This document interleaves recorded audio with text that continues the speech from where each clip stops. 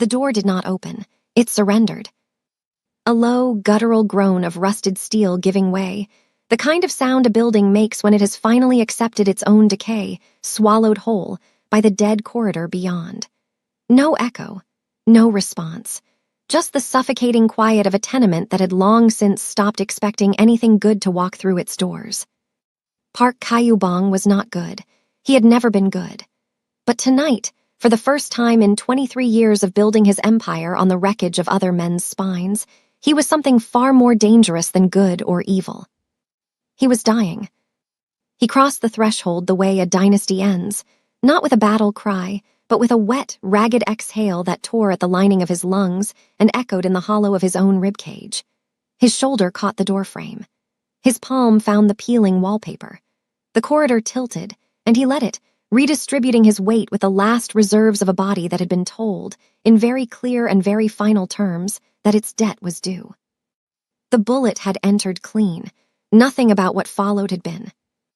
His free hand pressed flat against his left side, fingers splayed over the ruin beneath his shirt, a shirt that had cost 400,000 won and now served as a burial cloth for the life draining steadily through the gaps between his fingers. The iron smell of it rose to meet him. He knew that smell. He had made that smell countless times in rooms not so different from this one. He had never before been the one producing it. His neck tattoos, the dark, coiling dragons that subordinates had spent entire careers avoiding eye contact with, disappeared beneath a collar soaked through to transparency. His suit jacket hung off one shoulder, shredded at the lapel where a blade had found him before the bullet did. 3 men. His own. Men he had fed, promoted, trusted with the architecture of his empire. Men who had decided, apparently with great efficiency, that the architecture required a new foundation. He told himself he would reach the floor. Cold concrete. No witnesses. He had survived 12 assassination attempts with planning, with violence, with the brute force of a will that refused to accommodate death on anyone else's schedule. Tonight there was no plan. Tonight there was only the floor, and the dignified intention of meeting it before his legs made the decision for him. He did not reach the floor. He found her first. She was standing beside a narrow bed in the far corner of the room, barefoot on a rug so worn through at its center that the concrete beneath showed like a scar. The light, a single bulb overhead with the confidence of a candle, caught the colors on her fingers first. Waxy smears of crayon orange, ocean blue, the particular yellow of a child who has been drawing suns long enough to know exactly how much pressure turns a line into light. Alyssa Williams.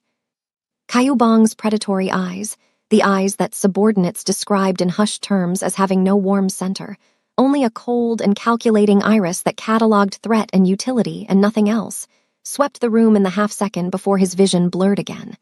Reflex. Survival architecture so deeply embedded it fired even now, even bleeding, even here. He assessed her the way he assessed every room he entered. Small, 7 years old, perhaps less. A faded blue dress, overwashed to the particular softness of things that have been clung to. No visible threat. No adult presence. No exit he hadn't already identified. His hand moved toward the blade at his waistband. It was not a decision. It was 23 years of staying alive compressing itself into a single, instinctive motion. In his world, unexpected meant dangerous. Small did not mean safe. He had learned that lesson from a man half his size in a parking structure in Incheon when he was 19 years old, and he had never unlearned it. He never finished the motion. Because Alyssa Williams looked at him, and she did not flinch. Not at the tattoos climbing his throat like dark water rising. Not at the crimson architecture spreading across the white of his shirt in the slow, geometric pattern of a wound that had been working for a while. Not at the predatory weight behind eyes that had, at various points in the last 2 decades, been the last thing a number of men had seen with full clarity. She looked at him the way you look at something you have already decided to fix. And then she raised one small finger to her lips. SHH. It was not a sound.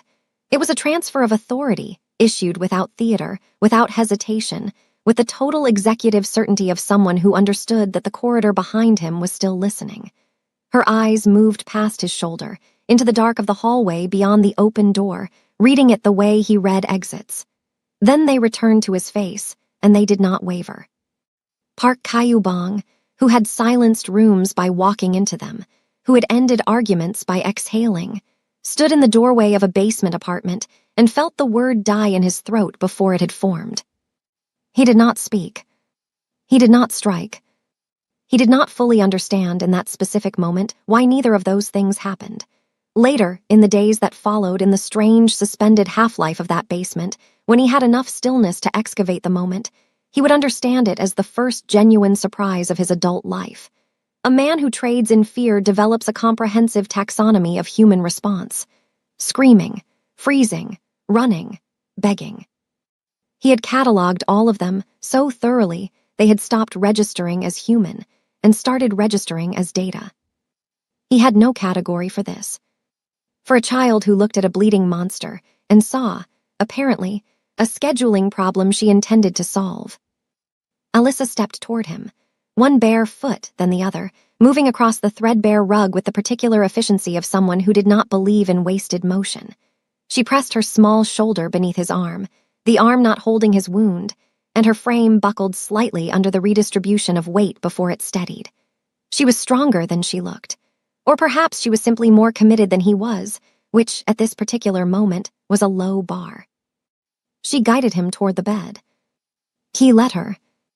This was the fact that would return to him, later, with the quality of a wound that reopens. He let her. Not because he had no choice. Not because the blood loss had stripped his agency.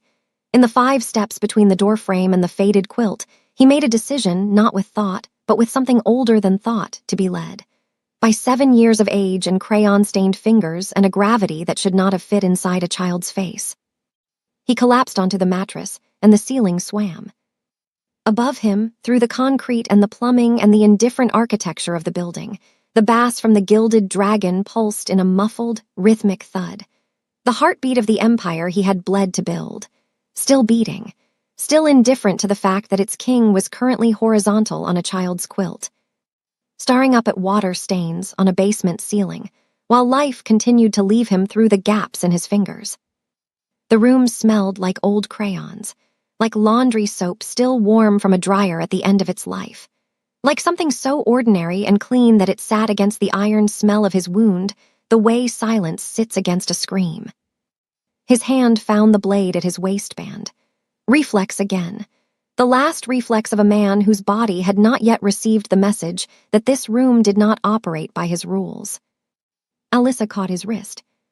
Not hard, not with the grabbing urgency of fear, with the calm, redirecting pressure of someone who had already considered this possibility and decided on her response.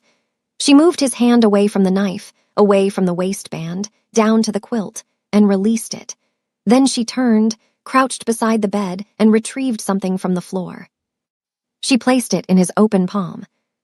A plastic stethoscope, pink, printed along the tubing with small cartoon kittens in various states of medical authority. One end was slightly chewed, the way children chew things they carry everywhere. It was the most beloved object in this room, and she had just given it to him. She pressed the disc end against his chest, over the ruins of his shirt, and leaned forward slightly, listening.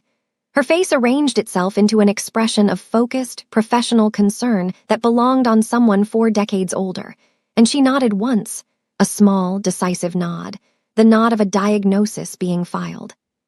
In that moment, Park Kayubong understood something that none of his enemies, his allies, or his mirror had ever managed to communicate. He was not the Iron King in this room. He was a patient. The only physician available was barefoot and currently deciding, with great seriousness, whether his heartbeat was satisfactory. He closed his eyes. Above him, the bass continued. Somewhere in the building's upper corridors, the sound that he had trained himself to sleep beside, the sound of his own empire running without his supervision, thumped on, indifferent and relentless. And somewhere beyond the walls of this basement, boots were already moving through the district in a pattern he recognized. Systematic, grid-based, the way his own men cleaned a location when they wanted no witnesses left standing. They were looking for him. They were also, he knew, looking for everyone else. He had one hand pressed to a wound that was no longer bleeding quite as fast. Something about horizontal, something about the body's reluctant negotiations with survival, and in his other hand, a pink plastic stethoscope with cartoon kittens on it. The man who had built an empire on the principle that fear was the only honest currency between human beings lay in the dark of a basement that smelled like a child's laundry and felt, for the first time in 23 years, something adjacent to safe. I've used this hand to authorize things I won't name in daylight, and I couldn't even close my fingers around a plastic toy. The billions sitting in my accounts couldn't buy a single breath of air that clean. She didn't see the monster the whole city had spent 2 decades building. She saw a patient who needed managing. And the most terrifying thing, the thing I still can't fully account for, is that she was right. Somewhere above the bass, above the boots, above the cold efficiency of men following a grid pattern through a district full of people who had been invisible so long they'd forgotten, they had the right to be seen. Somewhere in the upper floors of that building, a door handle turned. The night shift was ending. And Trisha Williams, who had perfected the art of invisibility as a survival strategy, who wanted nothing more than the cool surface of her own door and the proof of her daughter's sleeping face, was about to open a room that had changed the rules of her life while she was carrying trays and being looked through. She would smell the blood before she saw him. She would see the quilt before she understood. And she would find her daughter, her 7-year-old daughter with the gravity no child should carry, sitting in the chair beside the bed of the most dangerous man in Seoul, her plastic stethoscope still around her neck. Asleep, peaceful, guarding. The question that would break open in Trisha's chest when that door swung wide wasn't whether to call for the reward money, wasn't whether to run. It was simpler and far more devastating.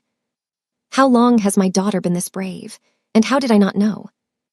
The gilded dragon ate people in shifts. Trisha Williams had learned this in her first week, not from a manager, not from the laminated employee handbook that lived in the break room beneath a coffee ring and someone's abandoned resignation letter, but from her own body. The way her spine cataloged each hour differently. The first 2 hours were just work. By hour 4, the weight of the trays had moved from her arms into something deeper, a dull renegotiation happening somewhere behind her shoulder blades. By hour 8, she was no longer carrying plates. She was being carried by the momentum of a shift that had long since stopped asking her permission to continue.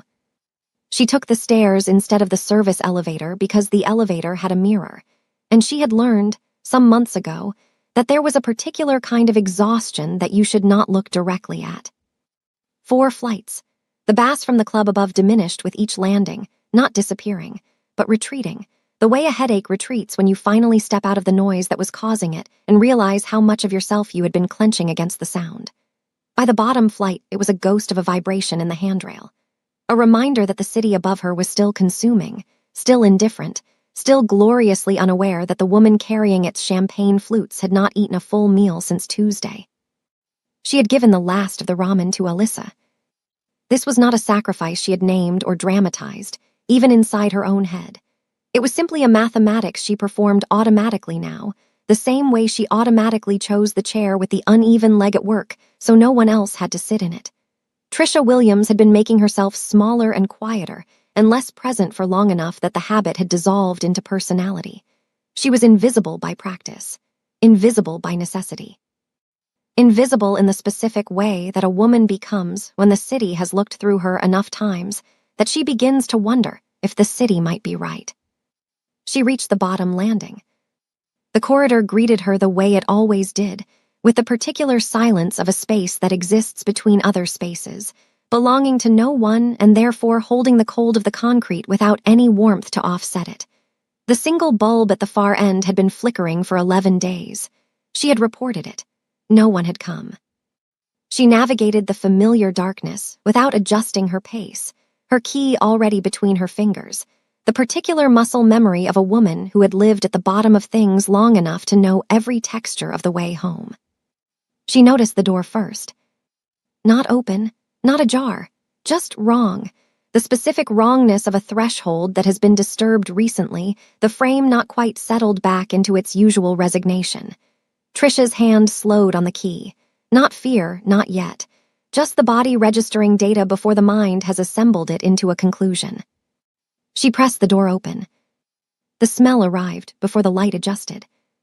Copper, warm and insistent and unmistakable to anyone who has ever been close enough to violence to wear its atmosphere home in their clothes. And beneath it, threaded through it like a signature, something expensive, rain-soaked tobacco, and a cologne that cost more than her monthly rent, now ruined, now wrong in this room the way a cathedral painting would be wrong on a bus shelter wall. Trisha's hand found the light switch. The bulb caught. Her eyes swept the room the way they swept every room she entered, not with suspicion exactly, but with the particular vigilance of a woman who has learned that the cost of being unprepared is always extracted from her own body first. She swept from left to right. The small table. The two chairs, one of them hers, one of them Alyssa's, distinguished by the crayon marks on the leg of the smaller one. The window with its plastic sheeting taped against a draft she'd never fully defeated. The drawings on the wall, Alyssa's world rendered in primary colors, suns with faces, a house with a door that opened outward, a woman with a long coat and a girl with a stethoscope. Then the bed. The breath she pulled in did not make it all the way to her lungs. He was enormous. She had not expected that. The news cameras always flattened men to the scale of the screen. Removed the particular physical reality of a person who had been built by violence and maintained by it. But lying across Alyssa's faded quilt, his powerful frame consuming the narrow mattress from corner to corner, Park Kayubong was undeniably, overwhelmingly real. His suit, or what remained of it, was a crime scene rendered in silk and blood. The neck tattoos that Seoul's tabloids had spent years reproducing in ink sketches, beside words like brutal and untouchable, crawled up from his collar in the dim light, dark and alive-looking against the pallor that blood loss had pressed into his face. He looked like a man who had lost an argument with his own mortality and had not yet received the final verdict. He looked, against every instinct she had cultivated for 7 years of surviving this city, smaller than she'd expected. Trisha did not scream. This surprised her later.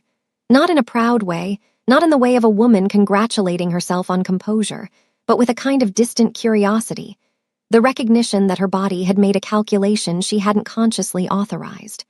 The scream had assembled itself at the base of her throat and then simply dissolved, as though it had checked the room for an audience and found the cost too high. Her eyes moved to the chair beside the bed. Alyssa was asleep in it, upright, her head tilted at the particular angle of a child who fell asleep mid-vigil and refused to lie down even unconsciously. Her plastic stethoscope was still looped around her neck. Her crayon-stained fingers were folded in her lap with a composure that made Trisha's chest perform a structural failure she felt physically, a crack running from sternum to somewhere deeper, somewhere she didn't have clinical language for. Her daughter had found the most feared man in Seoul bleeding in their corridor. And she had brought him inside and listened to his heart. Trisha crossed the room in 4 steps. She did not touch him. She crouched beside the bed and looked at the wound. A woman who had spent 2 years volunteering at a free clinic before Alyssa was born had a functional understanding of what a gut wound looked like and what it meant on a timeline. He had been bleeding for hours. The quilt was ruined. He was still breathing, which meant that either the wound was less catastrophic than it presented, or that his body was operating on a stubbornness she was prepared to believe was pathological. His face, up close, was etched with a pain he was unconscious enough to stop managing. The predatory architecture that stared from television screens, the hard jaw, the eyes described in news coverage as cold and calculating and without warmth, was still there in the bone structure, in the set of his mouth. But sleep and blood loss had removed whatever curating he did to it when he was conscious, and what remained underneath was something she had not expected. Something that had once been a person, before it became a reputation. Trisha sat back on her heels. The reward money was not an abstract number. She knew it precisely because she had heard it discussed 3 times at work tonight alone, passed between patrons, the way gossip moves through the gilded dragon, with appetite, with the excitement of people to whom money in those quantities is entertainment rather than salvation. Enough to leave this building. Enough to leave this district. Enough to put Alyssa in a school with actual textbooks and a roof that didn't conduct the rain directly into the classroom. Enough to stop performing invisibility as a survival strategy and simply, finally, be somewhere that didn't require it. One phone call. She looked at the man on her daughter's bed. She looked at her daughter in the chair beside it, the stethoscope rising and falling with her small, steady breaths. "Alyssa, what did you do?" It was not a question. It was the recognition, arriving slowly and then with total authority, that her daughter had made a decision tonight, a decision with the full weight of its consequences, carrying it without drama, carrying it the way Trisha herself carried the chair with the uneven leg, without nomming it, without requiring anyone to notice. The child had hidden a monster because the monster needed hiding. And somewhere in the architecture of that choice was something so purely and furiously good that Trisha felt the reward money dissolve in her mind the way the scream had dissolved in her throat. Not with virtue, not with noble resolution, with something rower than that, with the particular devastation of a mother who recognizes her own child doing something she herself no longer believed she was capable of. She pulled the thin blanket from the foot of Alyssa's chair and draped it over her daughter's shoulders without waking her. Then she sat down on the floor beside the bed, her back against the frame, her knees pulled up, and she looked at the door. The reward money had a number. I knew the number. I'd heard it 3 times that night across tables I'd refilled without being looked at. It was enough to make Alyssa's whole life different, and I sat on that floor and I watched the door and I did not reach for my phone. I'm still not entirely sure if that makes me brave or simply a woman who looked at her sleeping daughter and understood that some currencies cannot be spent without destroying the thing that earned them. She sat with it for a long time, the silence, the bass ghost in the ceiling, the slow and careful sound of Park Kayubong breathing through a wound that had no business allowing him to breathe at all. Occasionally she checked the corridor through the gap beneath the door. Shadow and stillness. Not yet. She knew it would not stay that way. Men like the one bleeding on her daughter's quilt did not disappear without generating a search. And the people doing the searching would not knock politely and wait to be invited in.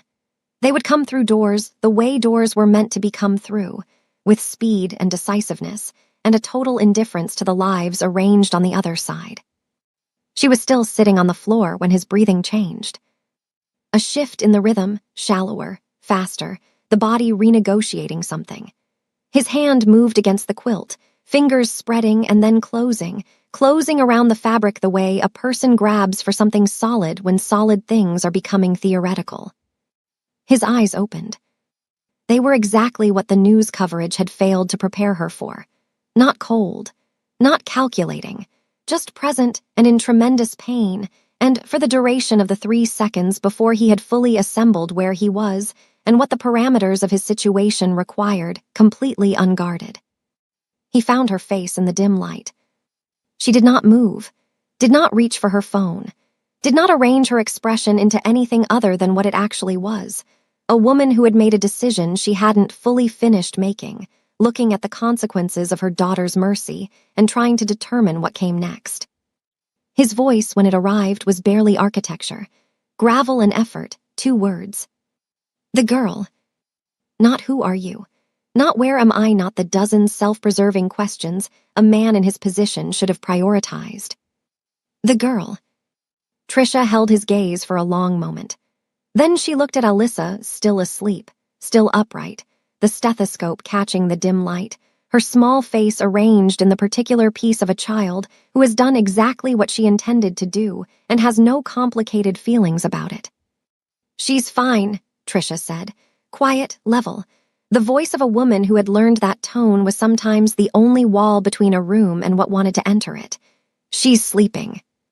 He exhaled, long and deliberate, the exhale of a man releasing something he'd been holding since before he arrived here. His eyes closed again. Trisha looked back at the door. 3 feet of steel, and a bolt she already knew would not be enough. And somewhere above them, growing in the stairwell with the slow patience of something that had already decided the outcome, the sound of boots. The boots stopped outside their door. Not directly outside, that was the particular cruelty of it. They stopped 1 door up at Old Man T's unit, and the silence that followed the stopping was the specific silence of professionals doing a methodical job. Not angry, not urgent. Methodical the way a man runs a finger down a list. The way an accountant moves through a ledger, confirming each entry before advancing to the next. Trisha heard the knock on T's door and felt her spine become something architectural. Rigid, load-bearing, the kind of straight that has nothing to do with posture and everything to do with the body preparing itself for what the mind hasn't finished processing yet. On the bed, Kayubong's eyes were open. He had been awake for 11 minutes. She knew this because she had been counting, not deliberately. But in the way the body counts things when counting is the only available form of control. He had not spoken again after the 2 words. He had simply watched the ceiling with the focused stillness of a man running calculations, his jaw set against the pain, his hand pressed flat against the wound beneath the ruined shirt. His eyes had found the door the moment the boots entered the stairwell. They had not left it since. "How many?" he said, still barely architecture, but structured now. The question of a man who had filed away the pain somewhere interior and was operating from the part of himself that had kept him alive through 12 previous attempts. "I heard 2 sets on the stairs," Trisha said. She was still on the floor, her back against the bed frame, her voice so low it was almost texture rather than sound.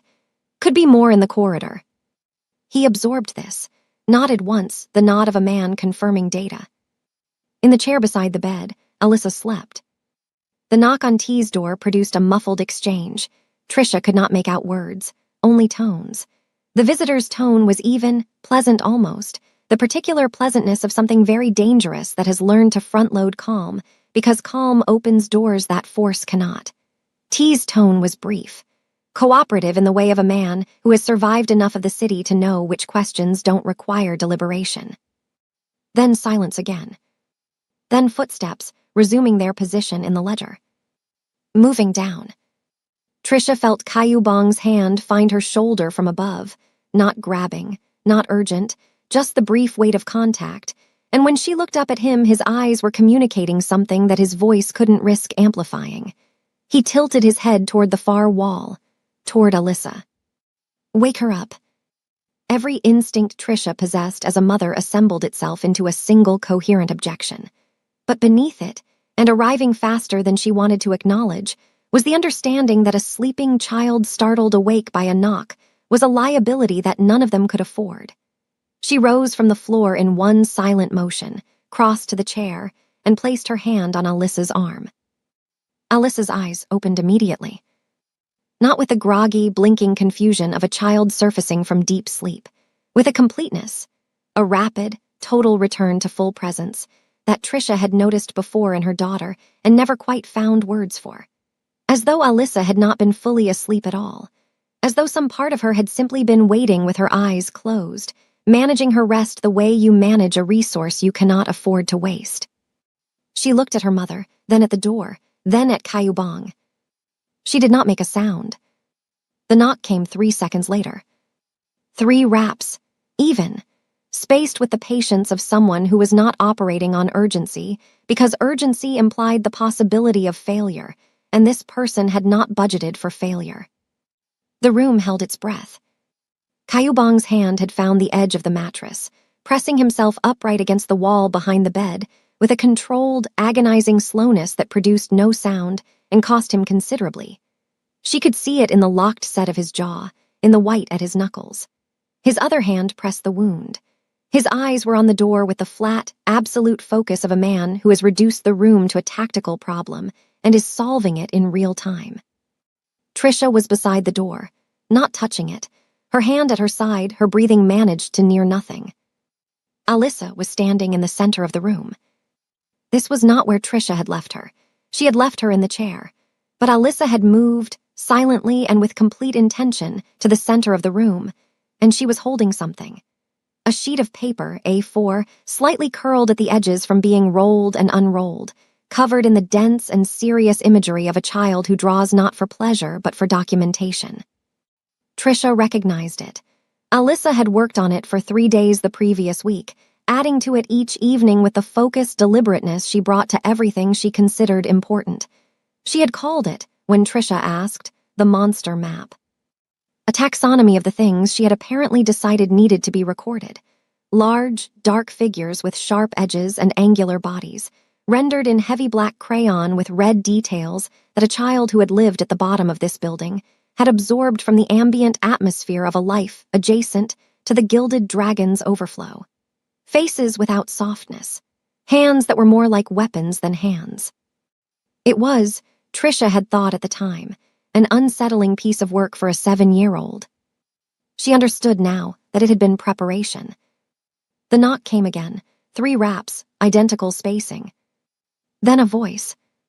Low, even, wearing the same pleasantness that had opened T's door, the pleasantness of something that has been trained to lead with its least threatening surface. Building management, checking on residents, open up, please. Alyssa looked at her mother. Trisha looked at her daughter. In the chair behind them, the plastic stethoscope lay where it had fallen. On the bed, Park Kayubong watched the door with eyes that had stopped calculating and moved into something beyond calculation. A stillness that Trisha understood, with a cold and absolute clarity, meant he believed the door would come in regardless of whether it was opened. Alyssa walked to the door. Trisha's hand shot out, caught nothing. Her daughter was already there, her small fingers on the bolt, and she looked back at her mother with an expression that stopped the room.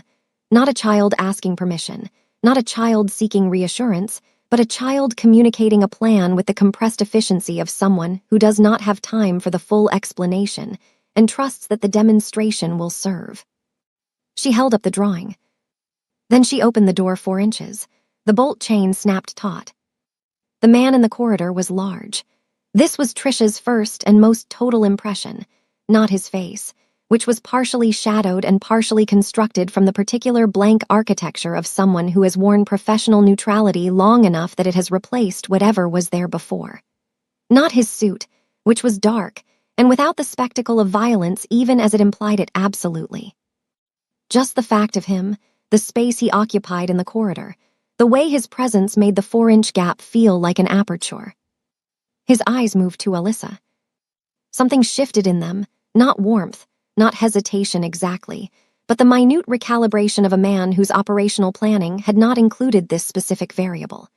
A child at the door. A child at the door at this hour with this composure, looking up at him with wide and serious eyes and holding, in both hands, an A4 sheet of paper covered in black and red crayon. "My mom is sleeping," Alyssa said. Her voice was clear. The particular clarity of a child who has decided that clarity is her instrument and has committed to it fully. Not loud, not performing for a gallery, just present and direct, and occupying the 4-inch gap with a certainty that was not bravado because bravado requires awareness of risk, and Alyssa Williams had bypassed risk entirely and gone straight to outcome. She held the drawing up, level with her face, facing outward. The man in the corridor looked at it. I've run the memory of that moment many times. A professional. A man built for rooms that end badly and compensated accordingly. Looking at a child's crayon drawing through a 4-inch gap in a basement door. I still don't have a complete explanation for what happened next. What I know is this. The drawings were of men. Large, angular men with sharp details and red on their hands. Men who looked, and I understood this only later, turning it over in the strange archaeology of that basement, like the men who had come to the building before. The overflow from the gilded dragon. The faces Alyssa had observed and recorded with the thoroughness of a child who pays attention to the things adults have decided she is too small to notice. She had drawn his world back at him, in crayon, with kitten bandages still on her fingertips from treating a patient who had no business being her patient. And he stood there. 4 seconds, 5. The man's eyes moved from the drawing to Alyssa's face. Back to the drawing. The pleasant professional surface remained in place, but beneath it, visible only in the specific way that things become visible when you are watching with the stillness of someone whose entire remaining future depends on accurate observation. Something was recalibrating. "Your mama home," he said. "She's sleeping," Alyssa said again. The same clarity, the same register. Not repeating herself out of nerves, but confirming a fact she had already established and saw no reason to escalate into additional information. "Anyone else in there with you?" Alyssa looked at him with her full, dark eyes, the eyes that had looked at Kayubong through the iron smell of his wound and seen a patient, and she said, with the absolute composure of someone who has decided that what she is about to say is simply true. Just my drawings. The man in the corridor held the door's gaze for another 3 seconds. Then he stepped back. Not quickly, not with the quality of retreat, with the deliberate, unhurried movement of a man adjusting a conclusion, not abandoning it, not convinced, but filing this particular door under a category that would not serve his current operational priority. The pleasantness of his expression had not shifted. He had not been charmed. He had not been fooled in the way that word implies something simple. He had simply looked at a 7-year-old girl standing in a doorway at this hour of the night, with a drawing of monsters and the stillness of something ancient, and he had made a calculation that Trisha, pressed against the wall beside the door, her heart conducting itself in a way that she was certain was audible, did not fully understand. His footsteps moved down the corridor. Alyssa closed the door, re-engaged the bolt, turned around. She looked at her mother, then at Kayubong, then at the drawing in her hands with the brief, evaluating look of a craftsperson assessing a tool that has performed its function. She walked back to the chair, sat down, placed the drawing on her knees, face up. The corridor returned to silence. On the bed, Kayubong released a breath so controlled it was almost entirely interior. The kind of exhale that keeps itself quiet because the habit of quiet is now operating below the level of decision. His eyes moved from the door to Alyssa. They stayed there for a long time, with an expression that his face had clearly not been asked to produce in recent history, and was therefore assembling slowly, from components that had been in storage. Trisha found she could not look at it directly. It was too unguarded, too much like something being built in real time from materials that had almost expired. She looked at her daughter instead. "Alyssa," she said. Her voice had the quality of a structure that has been under load for an extended period and is only now, in the aftermath, registering the strain. "How did you know he would leave?" Alyssa considered the question with the thoroughness it deserved. "Because monsters," she said, with the matter-of-fact precision of a child explaining the self-evident, "don't like to see themselves." The corridor held its silence. And somewhere in the building above, the boots continued their ledger, advancing past their door, past their names, past the particular basement room where a man who had never been afraid of anything lay in the dark, trying to understand how a child with a crayon had just done what 12 assassins had failed to do. She had made him invisible.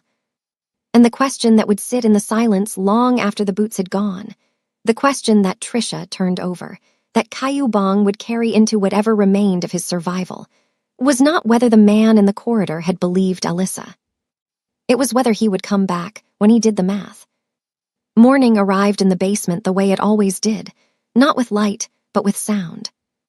The building had a language that Trisha had spent 14 months learning to read. The pipes in the east wall spoke first, a low percussive knocking that meant the upper floors were running their taps, which meant it was somewhere between 6 and 6:30. Then the ceiling, a long, slow creak from the unit above as weight redistributed from bed to floor, which meant Old Man T was up, which confirmed the time with the reliability of a clock that had never once been wrong. Then the distant compression of the service elevator engaging, the particular hydraulic sigh of it, which meant the building was formally awake and the brief, suspended mercy of the night was over. Kayubong had not slept.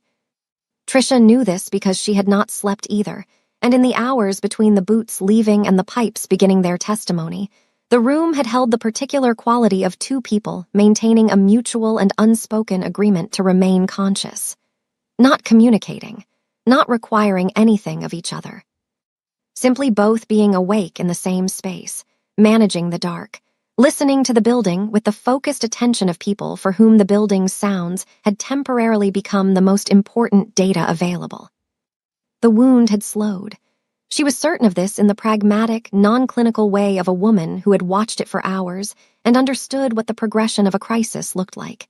It had not stopped, but it had entered a negotiation with his body that his body appeared, stubbornly and against considerable evidence, to be winning. She had used the last of the clean towels. Alyssa woke at 6:43 with the completeness she always woke with, eyes open, present, already somewhere in the middle of a thought that had apparently been running during sleep and simply resumed at volume. She looked at Kayubong first. Assessment. The stethoscope was around her neck before Trisha had fully registered that she'd picked it up. She pressed it to his chest. He looked at the ceiling during this process with an expression that Trisha was becoming familiar with, the expression of a man who has decided that the most dignified available response to his current circumstances is absolute stillness. He did not speak. He did not object. He simply held the ceiling in his gaze, while a 7-year-old conducted her morning rounds with the seriousness of someone whose medical opinion of the situation was the only one that mattered in this room. "Better," Alyssa said. "The verdict of a physician who has reviewed the overnight data and found it satisfactory, if not conclusive." Kayubong said nothing, but something in the line of his jaw shifted, not quite the thing Trisha had glimpsed the night before, not the unguarded thing still being assembled from stored materials, but an acknowledgement. Small, structural, the equivalent, she thought, of a man nodding in a language he is only beginning to learn the grammar of.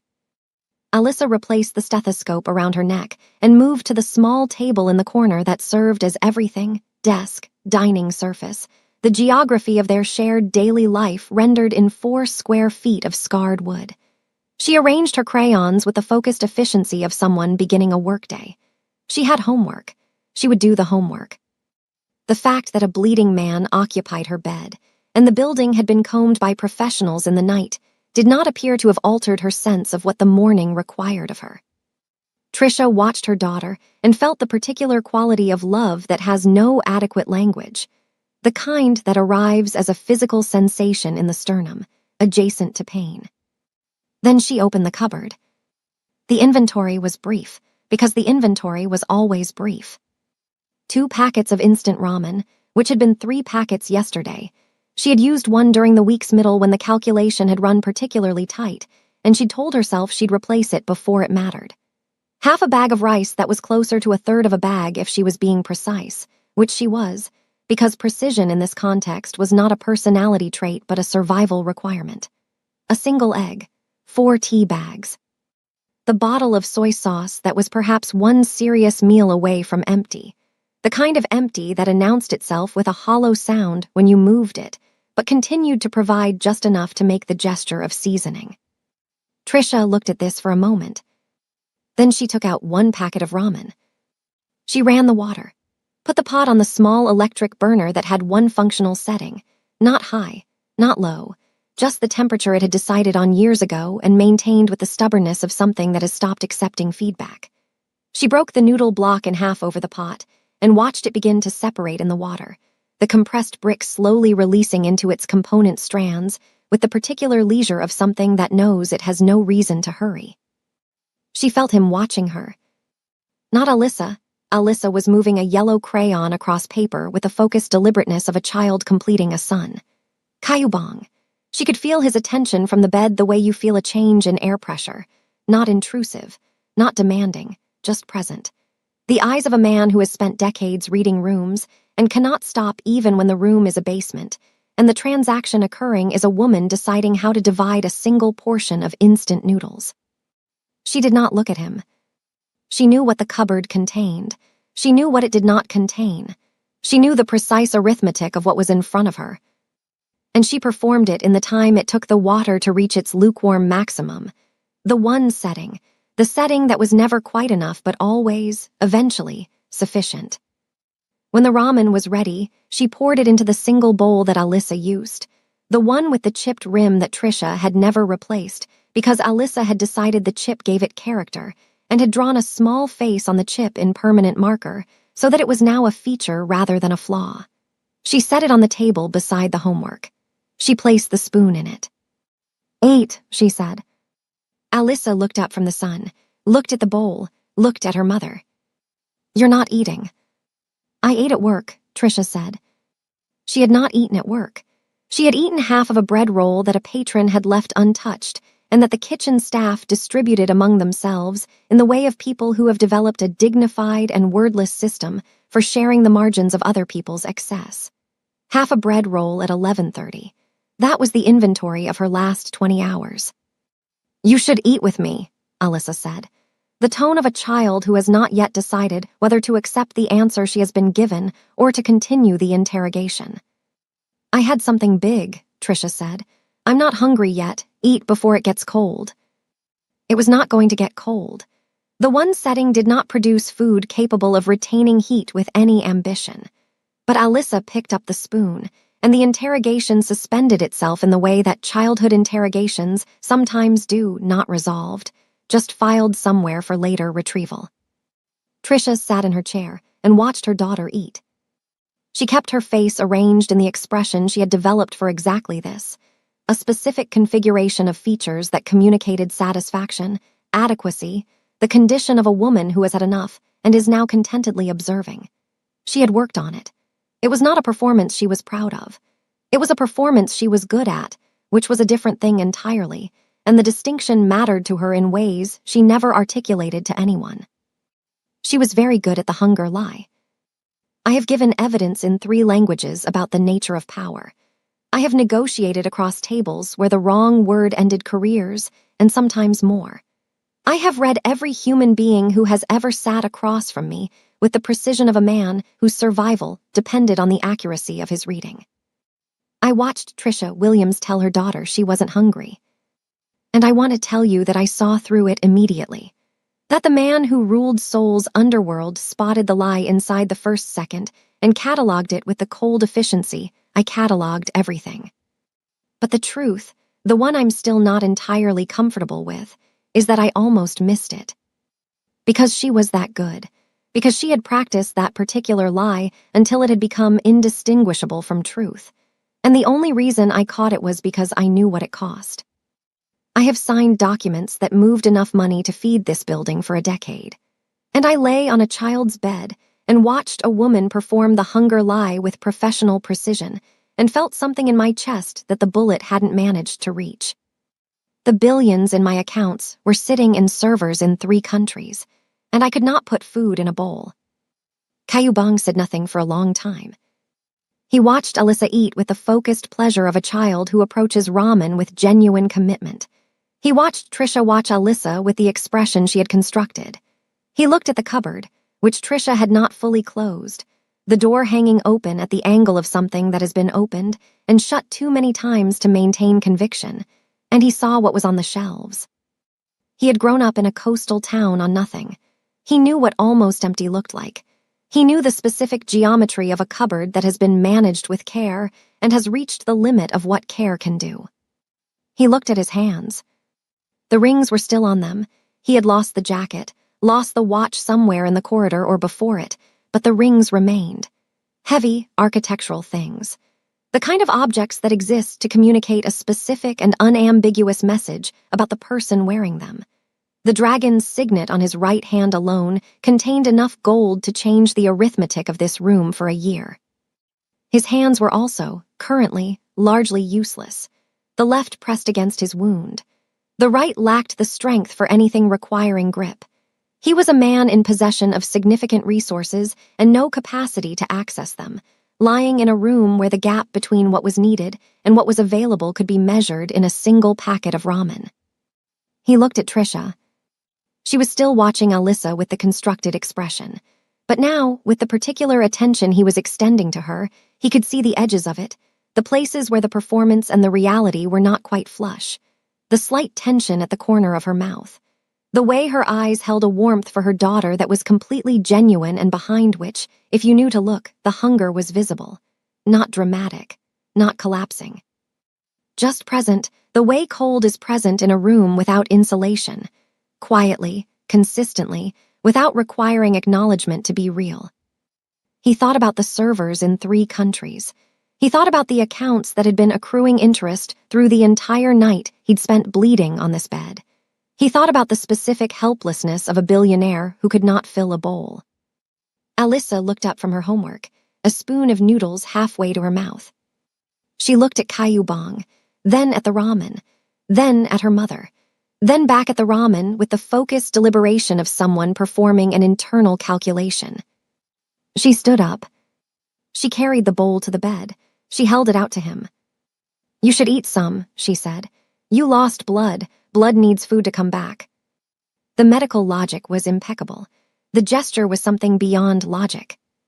Trisha was on her feet in an instant. "Alyssa, that's your—" "He needs it more," Alyssa said, the tone of a physician whose clinical judgment has been questioned and who is maintaining position. "I had breakfast yesterday, he didn't." Kayubang looked at the bowl, at Alyssa's face, at the bowl again. The dragon's signet caught the dim light of the single bulb. He had not said more than 6 words since regaining consciousness. The economy of his speech had not been strategic. It had been the genuine limitation of a man managing pain while allocating his remaining resources carefully.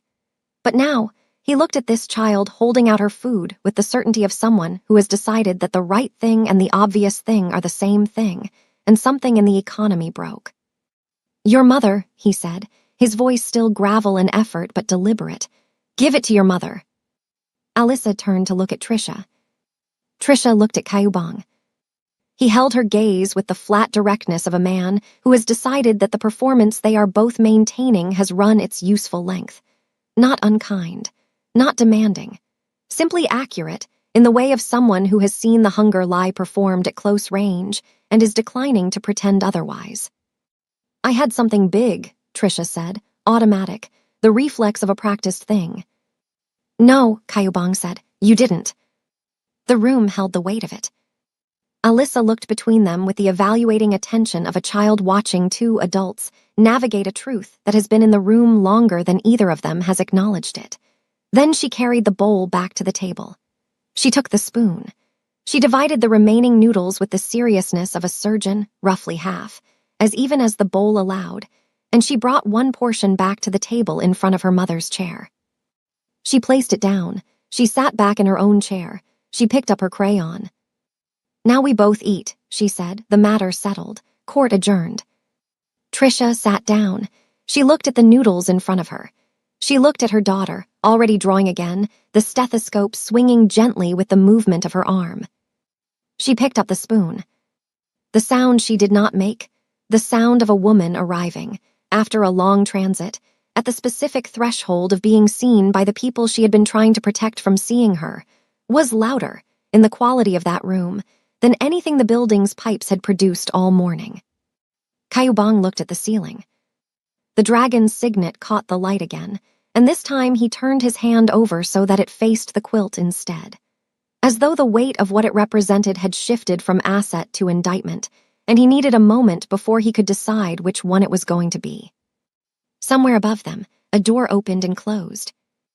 And in the corridor, just audible beneath the building's morning language, the sound of a phone ringing in the stairwell, 3 times, 4 times, then stopping. Not a resident's phone. The ringtone was wrong, too flat, too identical to the one she had heard twice the previous night. Trisha set her spoon down. Her eyes found Kayubang's across the room. He was already watching the door. The phone in the stairwell did not ring again. This was, Kayubang had explained in the low, economical language he'd adopted for communicating things that required her to understand without requiring extensive elaboration, worse than if it had. A phone that rang and was answered meant someone reporting in. A phone that rang and stopped meant someone who had found what they were looking for and no longer needed to communicate position. They had sat with this information for 40 minutes. Nothing came. Not boots, not knocking, not the particular quality of corridor silence that preceded the door coming in, just the building's ordinary morning, the pipes, the elevator, the distant percussion of a life being lived 2 floors up with no awareness of the geography beneath it. Eventually, even Kayubang's eyes had moved away from the door with the reluctant recalibration of a man adjusting his operational timeline. Not safe, not resolved, just not yet. The threat had a patience that matched his, and both of them had apparently decided to wait the other out. Trisha had gone to work. This had been its own negotiation, conducted in the whispered economy of a room that had learned to keep its communications minimal and close to the floor. She could not go. The rent was already 30 days into its grace period, a grace that the building manager extended not from kindness, but from the particular calculation of a man who knew that an empty unit in this district was harder to fill than a consistently late one. Missing a shift would not be recovered from. She had looked at Caillou Bong when she said this, not asking permission, not explaining herself, simply presenting the facts of her life with the directness of a woman who had stopped apologizing for the conditions of her survival. He had nodded, one nod, the nod that meant he had processed the information and filed it without judgment. She had looked at Alyssa. Alyssa had looked back at her with the expression that meant the conversation was unnecessary, because the conclusion had already been reached, and all that remained was for the adults to catch up. The door had closed behind Trisha at 7:52. And now it was just the two of them, the Iron King and his physician, in a basement room that smelled like laundry soap and crayons, with a building full of ordinary morning pressing down from above, and the particular silence of an arrangement that neither of them had language yet for navigating. Alyssa picked up her medical bag. It was not technically a medical bag. It was a canvas tote from a grocery store promotion, printed with a smiling avocado and the words fresh choices in a font that communicated optimism about produce. But Alyssa had designated it, and designation in her world carried the full weight of official classification. Inside it, the plastic stethoscope, which she wore but also stored here when not in active use. A small roll of bandaging tape that Trisha had bought for a sprained wrist, and which had been quietly requisitioned. A box of adhesive bandages printed with cartoon kittens in various poses, sitting, stretching, one inexplicably wearing a graduation cap, approximately 2/3 full. A plastic thermometer that no longer had batteries, but which Alyssa used for the taking of temperatures with the conviction that the instrument's integrity was independent of its power source. She set the bag on the edge of the bed and looked at him. "I need to check the wound," she said. Caillou Bong looked at her. "Properly," she added, in the tone of a physician clarifying the scope of a procedure to a patient who has displayed a pattern of underestimating its necessity. He had been managing the wound himself, his hand maintaining pressure with the automatic, practiced quality of a man who has needed to manage injuries in the field, and has developed a system that operates below the level of conscious attention. He had not let Trisha near it beyond the initial assessment the first night. Not from pride, or not entirely, more from the particular stubbornness of a man whose survival had always been a private enterprise, whose body was the last territory he administered alone. Alyssa waited. She had, he was learning, an extraordinary capacity for waiting, not the fidgeting impatience of a child performing patience. Actual stillness, the kind that communicated that she had nowhere else to be and nothing more important than this, and was prepared to remain at this specific coordinate of time and space until the matter was concluded. He moved his hand. Alyssa worked with a focused quiet that reorganized the room's atmosphere. She had seen enough, apparently, to understand that the professional medical protocol for a wound of this nature was beyond her current resources, and she had made the practical adaptation of a person who operates with what is available rather than lamenting the absence of what isn't. She did not attempt the wound itself. Instead, she worked at its perimeter, the torn and bruised territory surrounding it, the places where the violence had expressed itself in damage that was serious without being immediately catastrophic. She cleaned what she could with water and the last of the clean cloth, moving with the careful deliberateness of someone who understands that pressure and gentleness are not opposites but a collaboration. She did not narrate what she was doing. She did not ask him how he was feeling in the way that questions about feeling are sometimes deployed as performances of care rather than genuine inquiries. She simply worked, her small face arranged in concentration, the stethoscope swinging gently with her movements. Caillou Bong looked at the ceiling. The ceiling of this room had become a significant object in his life. He had spent more conscious hours examining it than he had spent examining anything in recent memory. The water stains in their irregular geography, the crack that ran from the northwest corner to approximately the center, and then stopped, as though it had made its point and saw no reason to continue. He had memorized it the way you memorize the face of something you are spending extended time with. The ceiling did not require anything from him. It was a neutral surface, and neutral surfaces had become, in this basement, a resource he did not take for granted. He felt the cold disc of the stethoscope press against his chest. "Breathe," Alyssa said. He breathed. She listened with her eyes closed, actually closed, in the manner of someone using one sense at full capacity and courteously reducing the load on the others. Her brow carried the slight furrow of active interpretation. Whatever she heard, she held it for a moment before opening her eyes and delivering the assessment with the composure of a clinician whose confidence in her methodology is not contingent on external validation.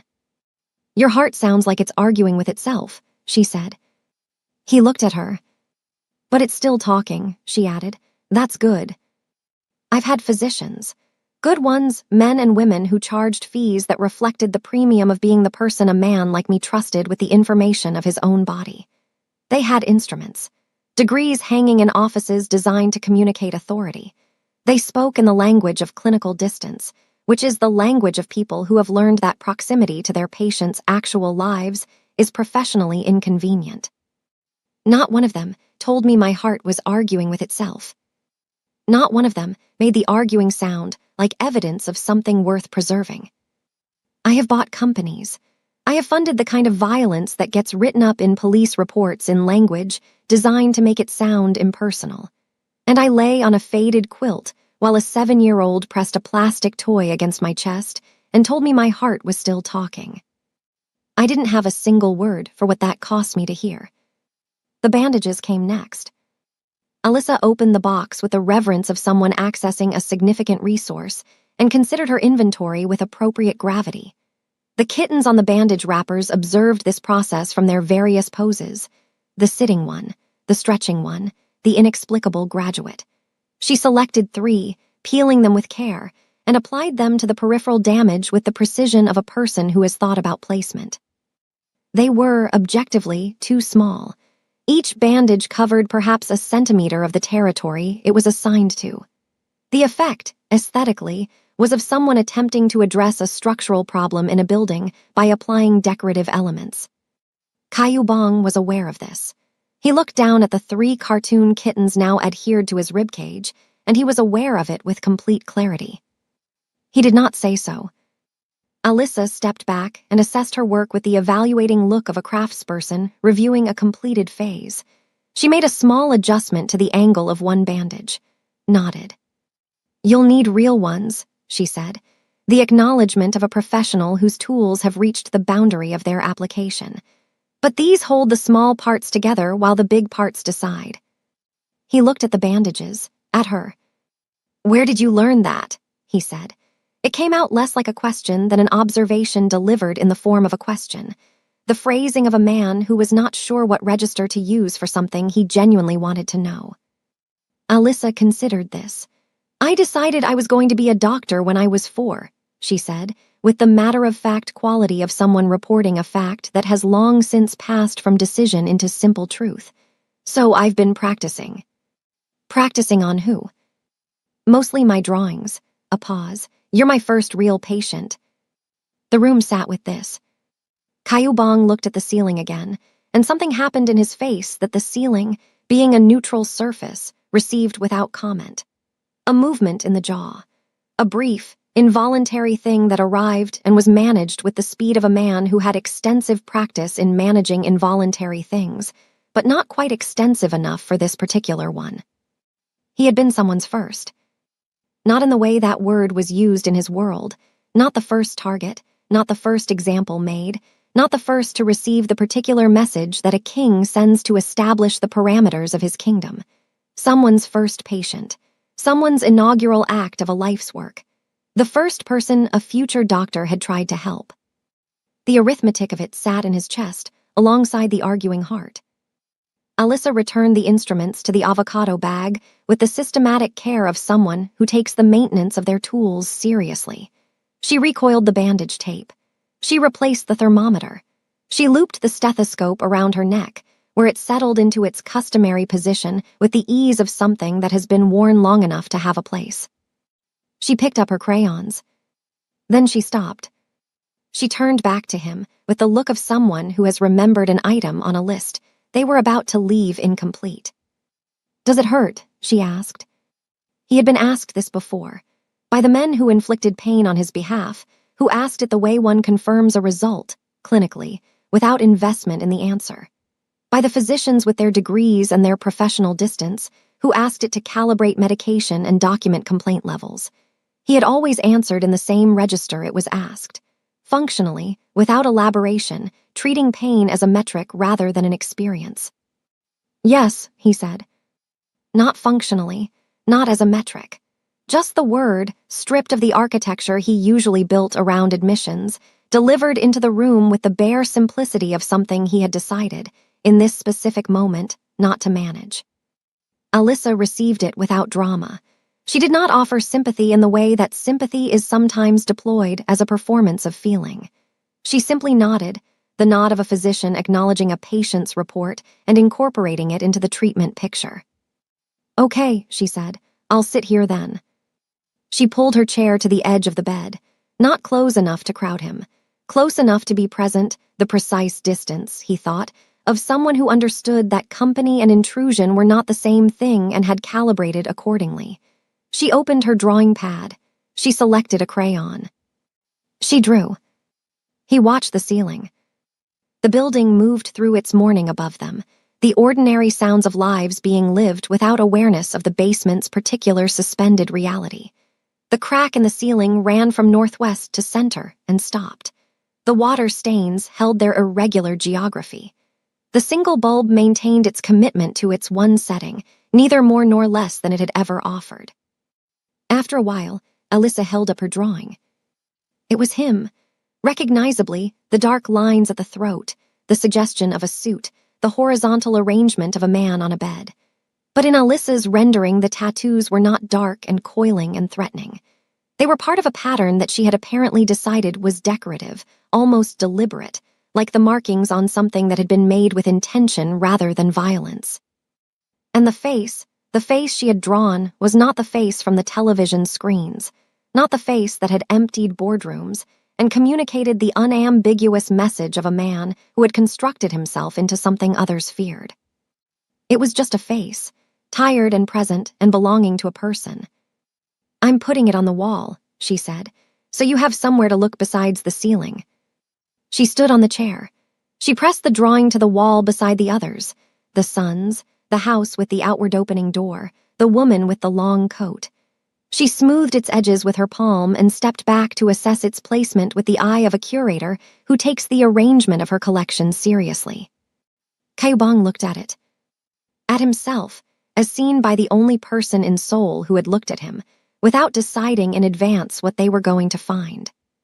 Something moved through him that he had no adequate language for, something that started in the chest where the kittens were, and traveled upward through the arguing heart, and arrived somewhere behind his eyes with the quality of a pressure that had been building for longer than the last 3 days. Longer, possibly, than he had the architecture to measure. He did not let it complete its transit. He was still working on that, on the permission for it. But it moved. Outside, in the corridor, something shifted in the quality of the silence. Not boots, not the professional, grid-based patience of the men with the flat ringtones. Something different, a single set of footsteps, slow, with the particular uneven rhythm of age and a left knee that had never fully recovered from a dock injury 40 years prior. Old Man T. Stopping outside their door. Not knocking, just stopping. The way a man stops when he is deciding whether what he is about to do is wisdom or its opposite. Then a sound so quiet it was almost not a sound at all. Something being set down on the concrete floor of the corridor. Then the footsteps resuming, moving away, the uneven rhythm of them fatting back toward the stairwell. Alyssa looked at Kayubong. He looked at the door. The blood debt he had mentioned, the one Old Man T carried, the one Kayubong had never called in because calling it in had never served his interests, had apparently, in the economy of a basement room with cartoon kitten bandages on the wall and a drawing of a tired face beside the son's, decided to collect itself. Alyssa opened the door. On the concrete floor outside, a bowl covered with a plate, still warm, and beside it folded into a careful square a clean shirt. She brought them inside. She set the bowl on the table. She unfolded the shirt, assessed it, and looked at Kayubong with the eyes of a physician whose treatment plan has just received an unexpected resource. See, she said, with the serene confidence of someone whose understanding of how the world works has just been confirmed by the world itself. The small parts hold together, and the big parts decide. In the stairwell above, a door closed. And somewhere in the city beyond the building's walls, a black SUV made a slow turn through the district and stopped at the corner, its engine idling with the patience of something that has made a decision and is simply waiting for the right moment to act on it. The shirt was 2 sizes too large and had the particular softness of something washed hundreds of times, not worn out, just arrived at the final version of itself, the version where the fabric has surrendered every pretension and become simply what it is. It smelled like the soap of an old man's careful life. Caillou Bong put it on with Alyssa's assistance, which she provided without being asked and without ceremony, holding the sleeve open at the right angle for an arm that could not yet complete the full arc of the motion unassisted. When it was done, she stepped back and assessed. He looked, objectively, like a man wearing a dead man's shirt 2 sizes too large over the ruins of his former life. The kitten bandages were visible above the open collar. The dragon's signet on his right hand caught the light. "Better," Alyssa said, the same word she had used for his heart that morning. Her standard of evaluation, apparently not perfect, not fixed, but oriented in the right direction. Better was enough. Better was the direction that mattered. She returned to her drawing pad. He ate the food T had left, a thick, simple soup with rice, the food of a man who had learned long ago what the body needed and had stopped requiring meals to be anything more than that. He ate slowly, with the controlled deliberateness of someone managing the relationship between hunger and a stomach that had been through significant events and was not prepared to be rushed. It was the first real food in 3 days. He did not identify what it cost him to accept it, not yet. The afternoon came in the way basement afternoons came, not with any change in light, because the light did not change here, the single bulb maintaining its one position on its one setting regardless of what the sun was doing in the world above. Time announced itself through other means. The building's sound shifted registers as the day moved toward its middle, less foot traffic on the stairs, fewer pipe communications, the particular settling quiet of a structure between its morning and evening activity. Alyssa had been drawing for 2 hours. She drew with the sustained focus of someone engaged in work she found genuinely interesting, occasionally holding a piece up to the light to assess it, occasionally making the small sound of a person revising an internal conclusion. The wall beside the bed had acquired 2 new additions since morning, a drawing of a bowl of soup with steam rendered in careful spirals, and a drawing of a hand with a ring on it, the ring given enough detail that it was clearly the dragon's signet, the dragon's scales suggested in small, patient marks. She had been drawing his things. Caillou Bong had observed this without comment, the way he observed most things in this room, with the full attention of someone who has stopped having anywhere else to direct it. He had been thinking about the SUV. It had not returned, as far as he could determine from the limited intelligence available to a man who could not leave his perimeter. But the thinking about it was unproductive in the specific way of problems you cannot yet act on. It consumed resources without generating output, and he had, over the course of the afternoon, made the pragmatic decision to close that file temporarily and direct his attention elsewhere.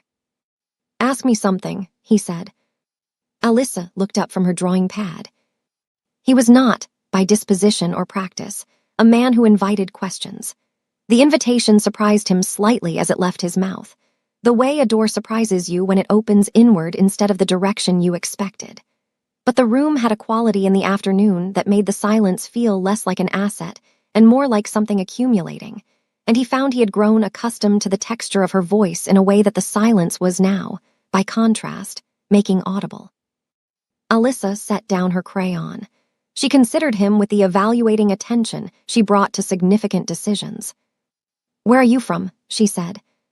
Not the question he had anticipated, though he could not have said what he had anticipated. Not anything tactical. Not anything about the men in the corridor or the woman who had been in his phone contacts under a name that now meant something entirely different than it had 72 hours ago. She had asked the question a child asks when they are interested in a person rather than a situation. The question that goes toward origin rather than circumstance, as though origin explains something that circumstance cannot reach. Busan, he said. Alyssa turned the word over. Where's that? South Coast, 3 hours from here by train. A pause. 4 if you take the slow one. Have you been on the slow one? Once. The memory arrived without announcement, the way memories do when you have not visited them in a long time and they have grown unfamiliar with being recalled. When I was 9, there was no reason to take the slow one. I just wanted the extra hour. Alyssa looked at him. Of what? He was quiet for a moment. Outside, the building made one of its pipe sounds, the east wall, the one that spoke in the early morning. It spoke occasionally in the afternoon, too, when the pressure in the upper floors shifted. He had learned its vocabulary well enough to identify this one as inconsequential. The window, he said. There's a section of track outside Muryong where the train runs close to the water. The sea comes right up to the edge of the land. If the sun is at the right angle, he stopped. What? Alyssa said, not impatiently, with the quality of someone who has identified an unfinished sentence and is prepared to wait as long as required for its completion. It looks like liquid gold, he said. The whole surface of it, like the water is made of something heavier than water. Alyssa was very still. This was a different stillness from her professional stillness, from the stillness of assessment and diagnosis. This was the stillness of someone receiving something, taking it in carefully, making room for it. I've never seen the sea, she said. The sentence arrived in the room with the particular weight of a simple fact that contains an entire life inside it. Not plaintive, not performed for sympathy, just accurate, delivered with the directness she brought to all accurate things. Kaobong looked at her. He thought about what it meant to be 7 years old in this building, in this district, with the city pressing from above and the sea 3 hours south, which might as well have been across a different kind of ocean, entirely given the arithmetic of what it cost to get there. He thought about a child who drew suns with faces and documented the world in crayon, because the world she had available to document was bounded by these walls, and so she had made the walls into a gallery and the gallery into a world. It smells different first, he said. Before you see it, the air changes. There's salt in it, it's not like anything else. You can't compare it to something else because there's nothing else it's like. You just know when you breathe it that you're close. Alyssa had picked up a crayon. Blue. She was not drawing yet, just holding it, the way a person holds something while they listen. Then the sound, he continued. Even from a distance. A rhythm, like something breathing that is much larger than anything that breathes. Like a heartbeat. Like a heartbeat that doesn't know it has a name. She began to draw. Slowly, with more consideration than her usual focused efficiency, the crayon moving in long, deliberate strokes, building something horizontal across the page. My grandfather had a boat, Kaobong said. He had not thought about this in years. The memory had been filed somewhere in the interior geography that he did not regularly visit, not locked, just located in a part of himself that the last 2 decades of his life had made professionally irrelevant. Nothing significant. Weathered wood and a motor that required negotiation every time you started it. He took me out before dawn sometimes. The water was black before sunrise. Not dark blue, not deep green black, the way ink is black with its own kind of shine. Were you scared? I was 9, he said. Everything was interesting before it became something to manage. Alyssa looked at him over the top of her drawing pad with an expression that contained, he thought, more understanding of that specific sentence than a 7-year-old should have been capable of assembling. But she had grown up at the bottom of a building that made people invisible, with a mother who performed the hunger lie with professional precision, and had apparently developed, through some process that was either precocity or the particular accelerated comprehension of a child who has had to read rooms since before she had language for what she was doing. A working understanding of what it meant when adults described what they had lost access to. Then the gold, he said. When the sun came up, it started at the horizon, just a line of it where the light met the water, and it spread. Slowly at first and then all at once, the way things change when they've been building toward it for a long time, the whole surface of it. He stopped. I have stood in rooms where power was transacted at levels most people spend their lives unaware of. I have been the reason for silences that lasted for years. I have built things that required entire systems of violence to maintain. I sat in a basement wearing a dead man's shirt and told a child about the sea. And the telling of it cost me something I wasn't prepared to spend, not because the memory was painful, but because it wasn't. Because it was the clearest and simplest thing I could find when I went looking, and what that said about the last 23 years was something I was not yet ready to finish understanding. She asked me if we would ever see it together. I am still working on what I said next. Alyssa held up her drawing. The sea, as rendered in blue crayon by a child who had never seen it, horizontal bands of blue in varying pressure, darker at the base, lighter toward a suggested horizon, and across the surface, in yellow, a series of overlapping marks that were unmistakably the attempt of someone trying to draw liquid gold without having a reference for liquid gold, working entirely from the description of a man on a faded quilt. She had gotten something true in it. Not accurate, she had no accuracy available to her, no visual memory to draw from. But something in the energy of the marks, in the generosity of the yellow across the blue surface, carried the quality of the thing he had described. The way a person who has never heard a particular piece of music can sometimes hum something adjacent to it if you describe it well enough. "Is that right?" she said. He looked at it for a long time. "Yes," he said. She nodded, satisfied. She stood on the chair and pressed it to the wall between his portrait and the drawing of the bowl of soup.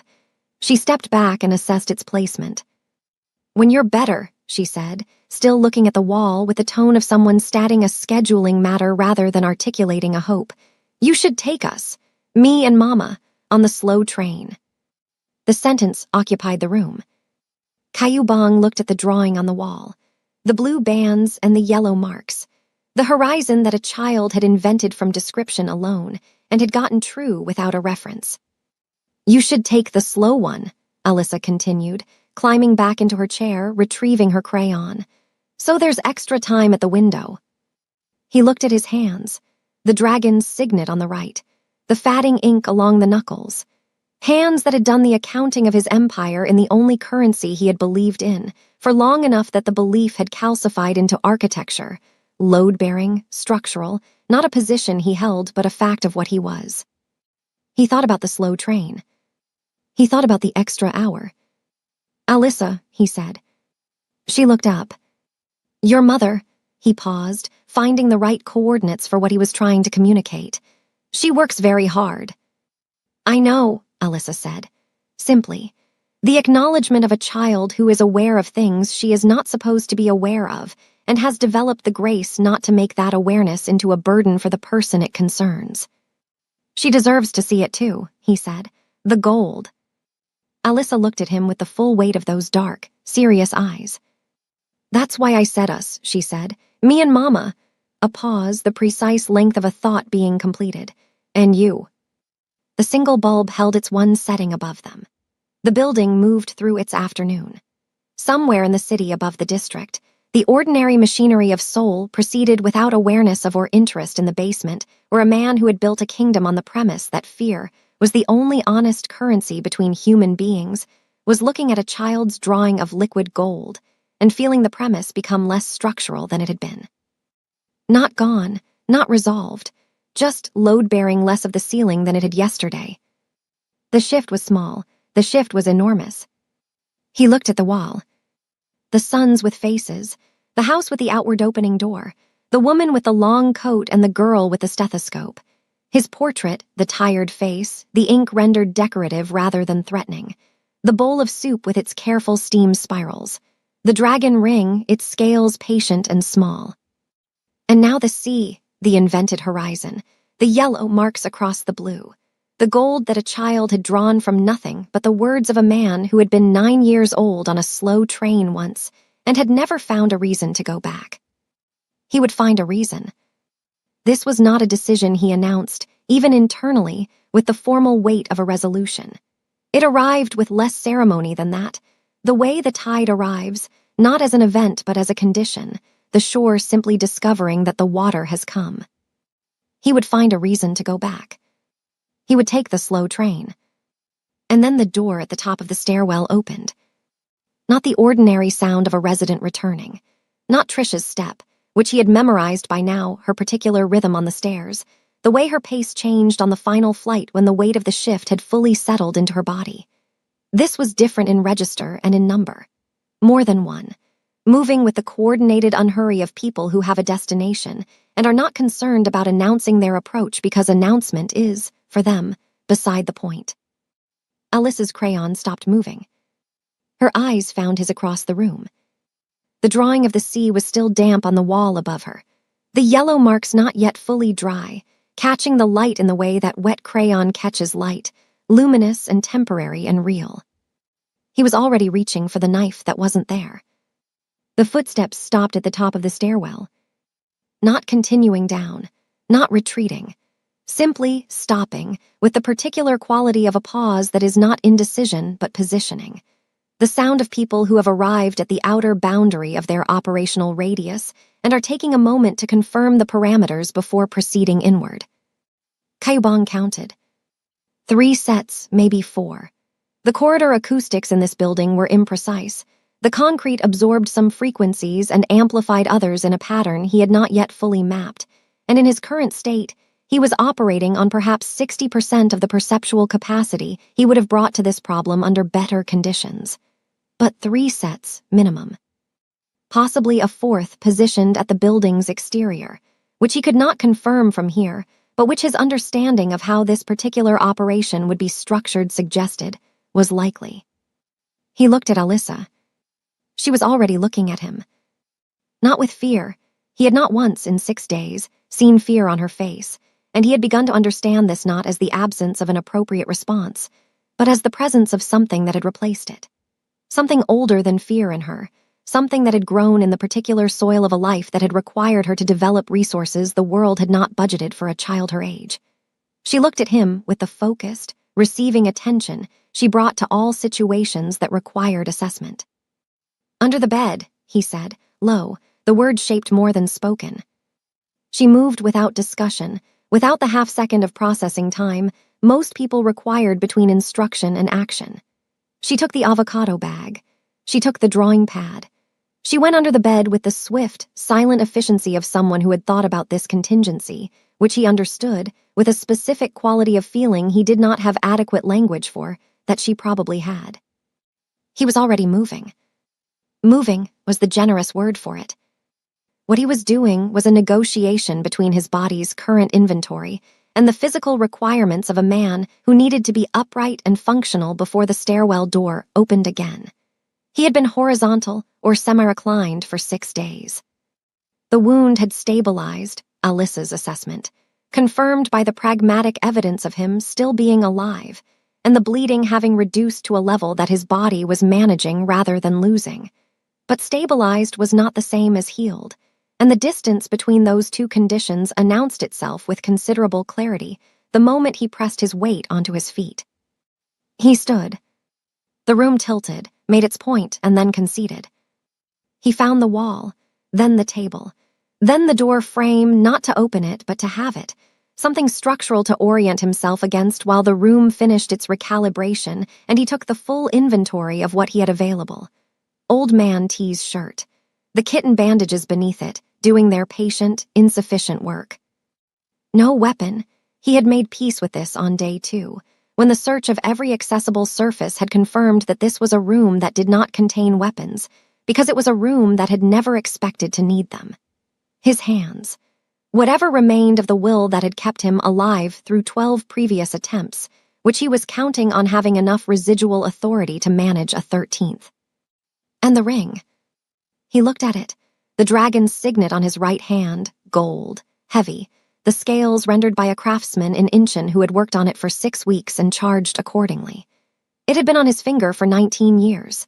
He had put it on the morning he took control of the Gilded Dragon's upper syndicate, in a room full of men who understood that the ring was not jewelry but a transfer of power made material. It was a key, not metaphorically, not poetically, but in the specific and functional sense that there were accounts, safety deposits, and arrangements across 3 countries that would respond to its presentation by a living carrier, the way a lock responds to the correct key. In terms of what it could open, it was worth more than this building, more than this district, more than the arithmetic of Trisha's rent arrears and Alyssa's school, and the slow train to Busan, and every version of a different life that Trisha had stopped letting herself calculate because the calculation had no available solution. He looked at it for a moment longer. Then he looked at the bed.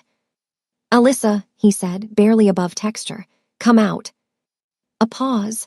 Then she emerged, not with the dishevelment of a child who has been under a bed, but with her customary composure, the avocado bag over her shoulder, the drawing pad under her arm, the stethoscope in its position.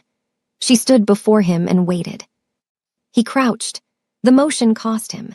He brought himself to her eye level with the deliberate care of someone making a structural choice rather than a comfortable one, and he held his right hand out between them, the ring facing upward. "I need you to take this," he said. Alyssa looked at the ring.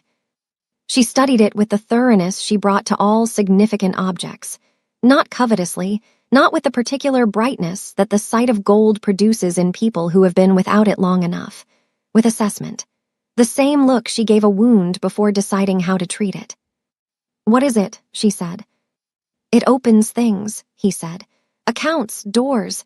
It's if something happens to me and you give this to a man named Woo Sung-jin at the Hana Bank branch on Namdi Munro, he will know what it means.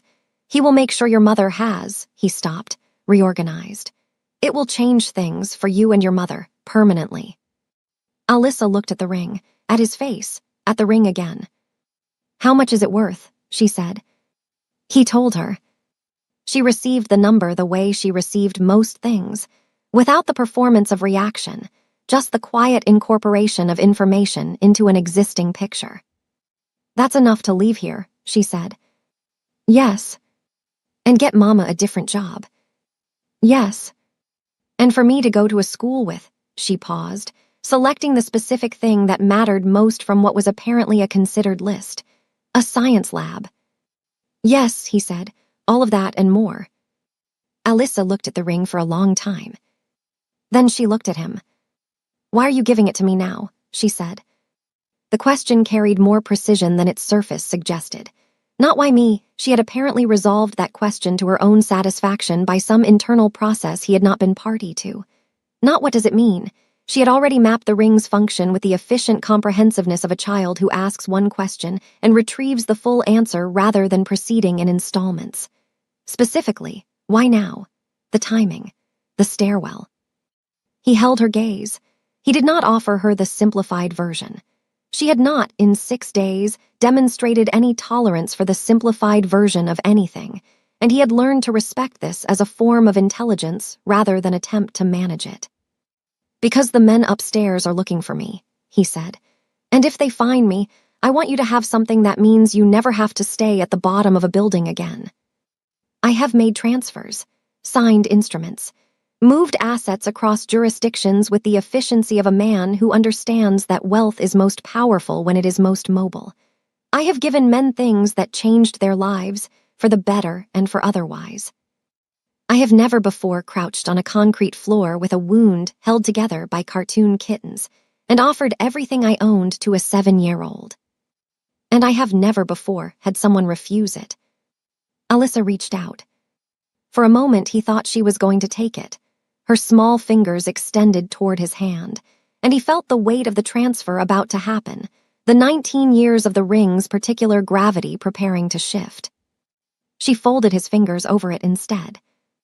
Not quickly, with care, the same care she brought to wound management, to bandage placement, to the deliberate and considered way she did everything that mattered.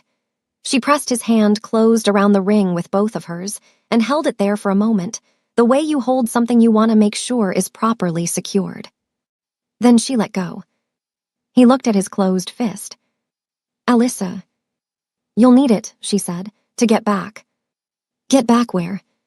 She looked at him with the full weight of those eyes, the eyes that had looked at him through the iron smell of his wound on the first night and seen, apparently, something worth the trouble of hiding.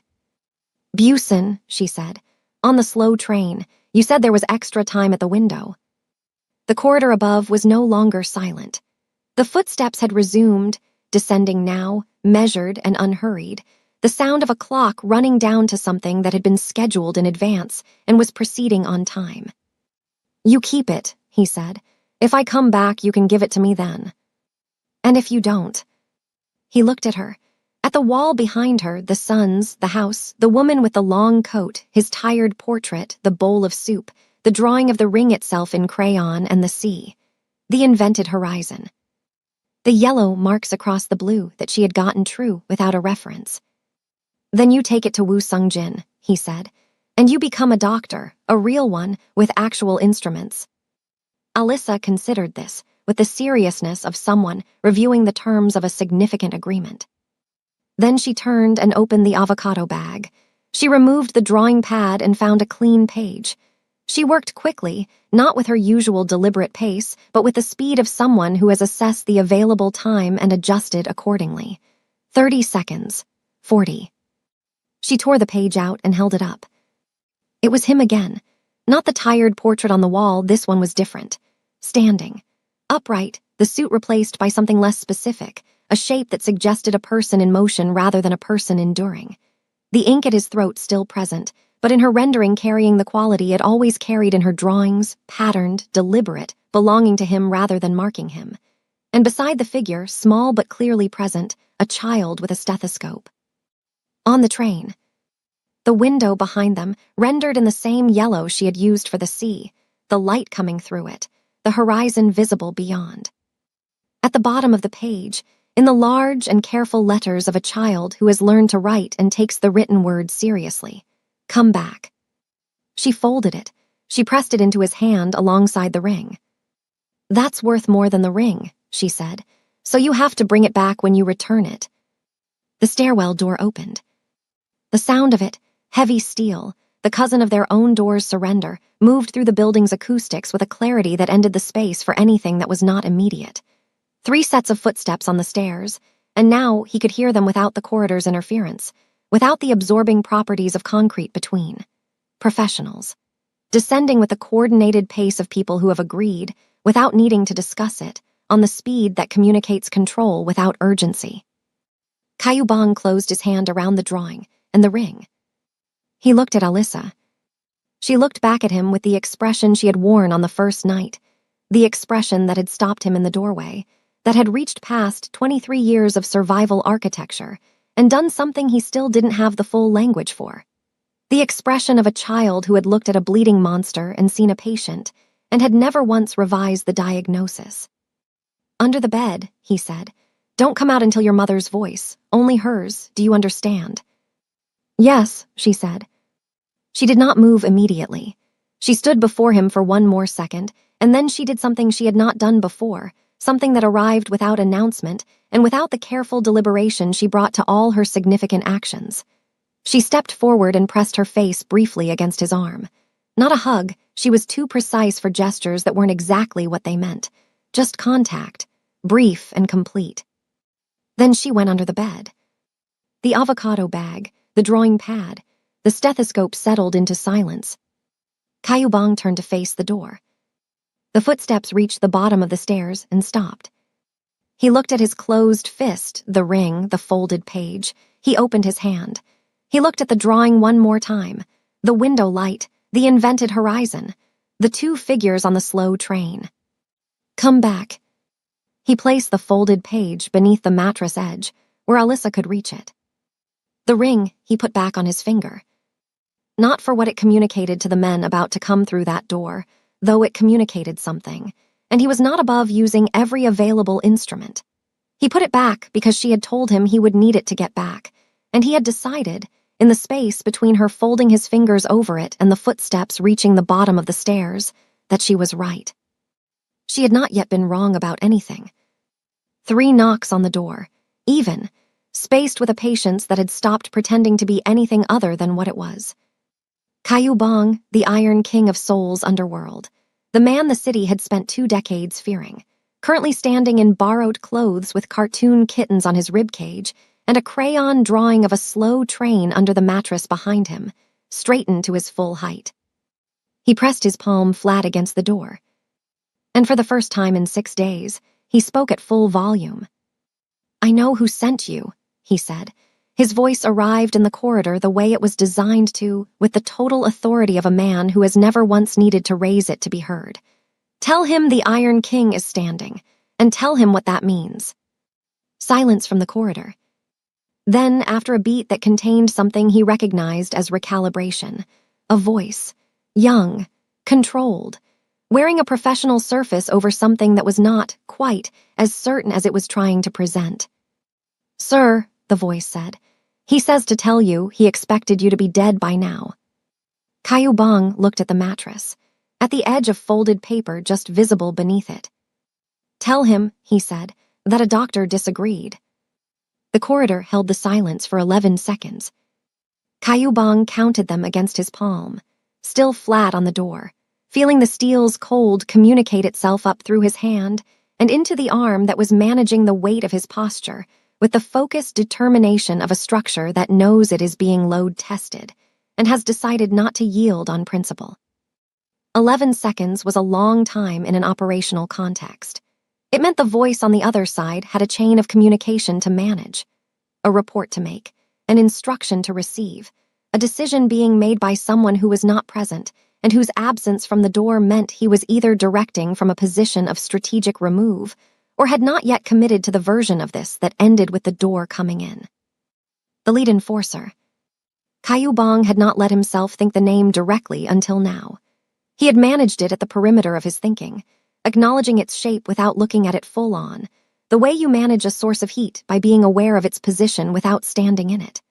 But 11 seconds meant a chain, and a chain meant a command structure still intact, and a command structure meant the man at the top of it was close enough to be directing in real time.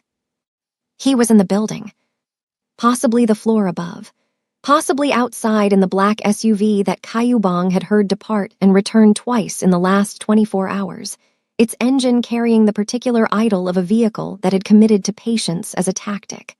Possibly in the stairwell itself, having sent the voice ahead as a first instrument while he positioned himself as the second. The 11 seconds ended. "Sir," the voice said, "he says your authority expired when the Gilded Dragon's board ratified the transition. He says what you were is a historical fact." Caillou Bong was quiet for a moment. "Tell him," he said, "that history has a way of revising itself."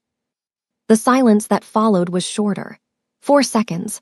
The communication happening faster now, the chain tightening, the distance between instruction and execution collapsing. Then the door came in. Not the bolt, the frame itself, the steel edge of it separating from the concrete, surround with the sound of something that had been holding on finally releasing its position. The door hit the interior wall, and the single bulb swung on its fixture, sending the room's shadows into a brief, lurching rotation before settling back into the ordinary geography of the space. 2 men through the threshold in under 2 seconds. Trained, coordinated, the kind of entry that gets practiced until it becomes reflex, so that the moment of breach contains no decision-making, only execution. They were in dark clothing, professional in the way of people who have resolved the question of what they are and have stopped requiring it to look like anything in particular. Caillou Bong was not at the door when it came in. He was at the far wall, the wall with the drawings, with the suns and the sea and the tired portrait and the 2 figures on the slow train. He had moved there in the 11 seconds, not quickly, not with the fluid economy he would have brought to this problem under better conditions, but with enough deliberateness that he was upright and facing the door when the men entered, and the room's geometry was therefore not what they had anticipated. They adjusted. They were good enough to adjust quickly. The first man cleared the room with his eyes in under a second, bed, table, walls, the gap between bed and floor from which no immediate threat was visible. The second took the door side. They communicated without communicating, the silent grammar of people who have spent enough time operating together that the language has gone below the level of gesture. 3 seconds, 4. Neither of them had yet registered what was behind them. Trisha Williams had come in through the service entrance. This was not a plan she had constructed in advance. Plans require the luxury of anticipation, and the last 6 days had not offered that particular luxury in any sustainable quantity. What she had was the accumulated intelligence of 14 months in this building. 14 months of learning its architecture, the way you learn the body of something you live inside, not from study, but from daily navigation, from the particular knowledge that accumulates in a person's hands and feet before it reaches their head. She knew the service entrance because she used it on late shifts when the main door's lock was being managed by the building's particular maintenance philosophy, which was to acknowledge problems without urgency. She knew the electrical panel on the service corridor wall because she had stood in front of it 3 times while waiting for the building manager to reset the power after outages. And she had the specific memory of a woman who files the details of systems that affect her life, because those details might someday matter. She had come up the service stairs. She had heard the door come in from the landing above. She had not gone toward it. She had gone to the panel. The service corridor's electrical panel served the basement units, and a portion of the ground floor through a wiring layout that the building's original architect had designed, and the building's subsequent maintenance history had modified in ways that were not reflected in any documentation, and that Trisha understood from the specific evidence of which switches affected which lights in her unit when she tested them after the 3rd outage. She pulled 3 wires. The darkness was complete. Not the managed dark of a room with curtains, the total, structural dark of a space with no light source active and no ambient input from outside, the basement's position below street level removing even the theoretical contribution of exterior lighting. The kind of dark where the eyes perform their urgent recalibration and find no data available for the recalibration to work with. For the 2 men in the room, who had entered with their operational picture already established and were now functioning in its sudden and total absence, the darkness was a problem that required immediate management. They had their training for this. It included, Kayubong knew, protocols for sensory deprivation environments. Stand ground, establish audio bearings, communicate position. They would implement these protocols in under 3 seconds, because they were professional enough to have the protocols and disciplined enough to execute them under pressure. 3 seconds was more than enough. Kayubong knew this room. He had spent 6 days in it with the particular comprehensive attention of a man who has nothing else to do, and for whom attention has always been a survival resource. He knew the distance from the far wall to the table in steps, and in the specific quality of the floor's surface underfoot, the place where the concrete had a seam, the place where the rug's edge created a transition he had mapped with his feet during the night hours when he had been mobile enough to need the bathroom and careful enough to manage the journey without sound. He knew the table's height and position relative to his body. He knew the bed frame's geometry. He knew the exact location of the door. He did not need the light. They did. He moved. This is the part I don't narrate in detail. Not because I'm not willing to own it. I own everything I've done in this life with both hands, the empire built on fear, the years of violence administered as policy, the rooms that ended badly because I decided they would. I own all of it. What happened in that room in the dark, I own also. But Alyssa was under the bed. And there are things I will not perform for an audience when she is close enough to hear them. The man who fought in that room was not someone I am in the process of becoming. He was someone I was, wholly and completely, without apology, because apology requires distance, and there was no distance available. What I will tell you is this: the dark was mine. It has always been mine. I was raised at the bottom of things, and the bottom of things teaches you that darkness is not the absence of something. It is a presence. It has weight and temperature and direction, and the people who have lived in it longest navigate it better than the people who are merely visiting. They were visiting. I was home. The sounds in the dark were not things Trisha could interpret with precision.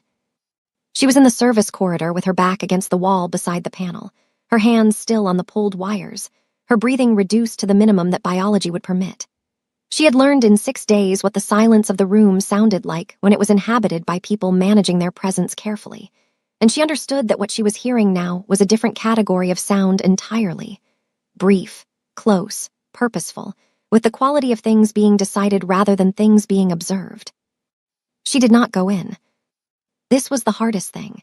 Not the wires. Pulling the wires had been a decision that arrived and was executed in the same breath. The kind of clarity that extreme circumstances sometimes produce in people who have been preparing for extreme circumstances without knowing that's what they were doing. The hardest thing was the door. The open door, the dark beyond it, and the sounds that she was parsing with the focused desperation of a mother trying to determine from audio alone whether her child was breathing. Then, Mama. One word, from the floor level. Alyssa's voice, quiet, controlled, carrying the particular composure of a child who has been told to stay under the bed until a specific voice is heard, and who is now reporting to that voice with the reliability of someone who follows instructions precisely because she understood why they were given. Trisha was through the door. She did not reach for the light. She went to the floor beside the bed in the dark, navigating the room's geography by the same accumulated knowledge that had taken her to the panel, 14 months of living in a space until you know it below the level of sight. Her hands found the edge of the bed, found the floor beneath it, found Alyssa. Alyssa came out with the avocado bag and the drawing pad and the stethoscope, and she pressed herself against her mother's side with the brief, total quality of contact that communicated relief without requiring either of them to name it. 1 second. 2. Then Alyssa pulled back and turned toward the room. Kayubong, she said, the same quiet, clear register, reporting, checking. Silence from the room for a moment that Trisha felt in her sternum. Then a sound of weight redistributing, something finding the wall, the particular quality of a man who has spent what he had and is now taking the inventory of what remains. Here, his voice, gravel and effort, the same register it had always been, but carrying something that the previous 6 days' worth of that voice had not contained. Not pain, exactly, though the pain was present. Something more like the sound of a person who has come through the far side of something and is in the process of determining what they are on the other side of it. Trisha reached for the panel in the service corridor without leaving the room, the wiring accessible from the doorway if you knew the angle. She reconnected one circuit, not all of them, just enough. The single bulb caught. The room was changed. She had known, in the abstract, what the room would look like after. The abstract had not prepared her for the specific. She took it in with the focused pragmatism of a woman who had learned that some things needed to be processed in motion rather than in stillness. Her eyes moving, her hands already finding what needed to be found, her mind sorting what was immediate from what was significant from what would need to be carried differently in the future. There were 2 men on the floor. She did not examine them beyond the confirmation of breathing, present, regular, the sleep of people who had been removed from a situation rather than from the world. They would wake. They would report. Whatever was in the stairwell, whatever was idling in the black SUV outside, would receive a version of this room that Kayubong had authored in the dark, and it would have to decide what that version meant. Kayubong was against the far wall. Upright, she noted this with the particular quality of relief that arrives as a physical sensation, a release of something held, but using the wall with the honest dependence of a man who has been clear-eyed about his resources and has expended the majority of them. The borrowed shirt had lost its last argument with the evening's events. The kitten bandages were doing their patient, insufficient work against a wound that had asked more of itself than it had available. He was looking at the wall. At the drawings. Alyssa moved across the room to him before Trisha could frame a sentence. She pressed the stethoscope to his chest with the efficient purposefulness of a physician conducting an urgent assessment, her face arranged in the focused concentration of a clinician who requires data before she can determine the next step. She listened. Then she looked up at him with the expression of someone whose diagnosis has been delivered by the instrument and confirmed by her own judgment. Still arguing, she said. Kayubong looked down at her. Something moved through his face that he did not manage, did not redirect, did not file somewhere interior to be processed privately. It arrived and it stayed raw and structural and belonging to him completely. Still talking, he said. Still talking, she confirmed. Trisha stood in the center of the room and looked at the 2 of them, the tattooed king against the wall of her daughter's drawings, and her daughter with the plastic stethoscope, and the absolute composure of someone who had always known this was how the story went, had been moving toward this moment with the focused intention of a person who understood that some patients required more than instruments to heal. From the stairwell above, a door opened. One set of footsteps, descending alone, unhurried in the way of someone who has decided that hurry is beneath the gravity of what they are about to do, that the correct pace for this particular descent is the pace of a man arriving at a conclusion he has been moving toward for a long time and has stopped pretending he is not going to reach. The lead enforcer, not sending instruments ahead this time, coming himself. Caillou Bang pushed off the wall. He stood without it, briefly, with the full cost of that visible in the set of his jaw and the controlled quality of his breathing, and he looked at Trisha. "The panel," he said. "Can you do it again?"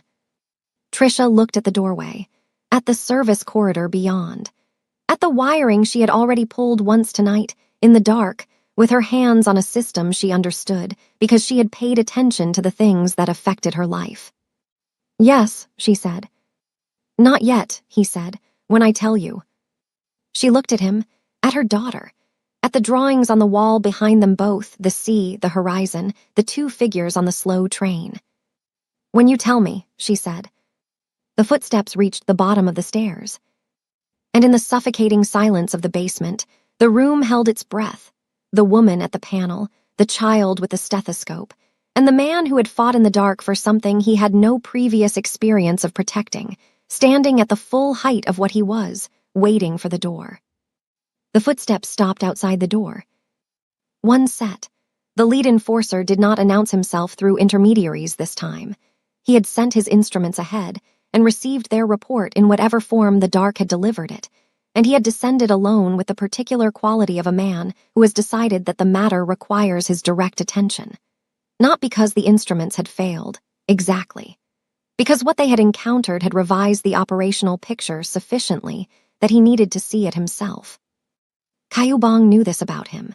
He had trained him in this, in the specific value of direct assessment when secondary reporting contained anomalies that the reporting structure could not fully account for. He had spent 4 years making the lead enforcer into the instrument he currently was, had taken a young man with raw violence and structural intelligence, and given him the architecture to direct both with precision.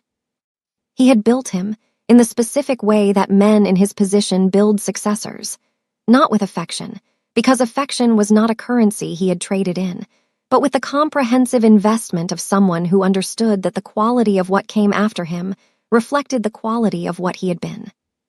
He had not anticipated being the thing that came after. The door opened.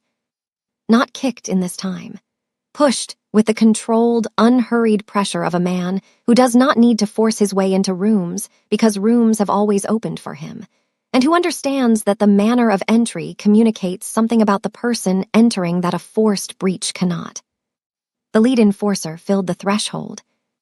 He was, objectively, an impressive construction.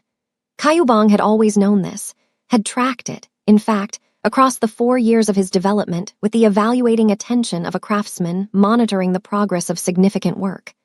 The tailored black suit, the scarred face that he had stopped trying to conceal somewhere in his 3rd year, because the concealment had started to look like apology, and apology was incompatible with what he was becoming. The physical scale of him, which Caillou Bang had watched consolidate from the raw material of a young man's aggression into the settled, structural authority of someone who had learned that size was most effective when it was still. He was still now. His eyes moved through the room with the trained efficiency of a man cataloging variables. The two on the floor, the woman at the doorframe to the service corridor, the child in the center of the room with a plastic stethoscope around her neck, and finally, at the far wall, Caillou Bang. They stayed there. Something moved through the lead enforcer's face that did not make it all the way to expression. A compression, the particular internal event of a man whose operational picture has been revised again, and who is managing the revision with the discipline of someone who cannot afford to let it become legible. "You look terrible," he said. "You should see the other two," Caillou Bang said. The lead enforcer stepped fully into the room. He did not look at the drawings on the wall.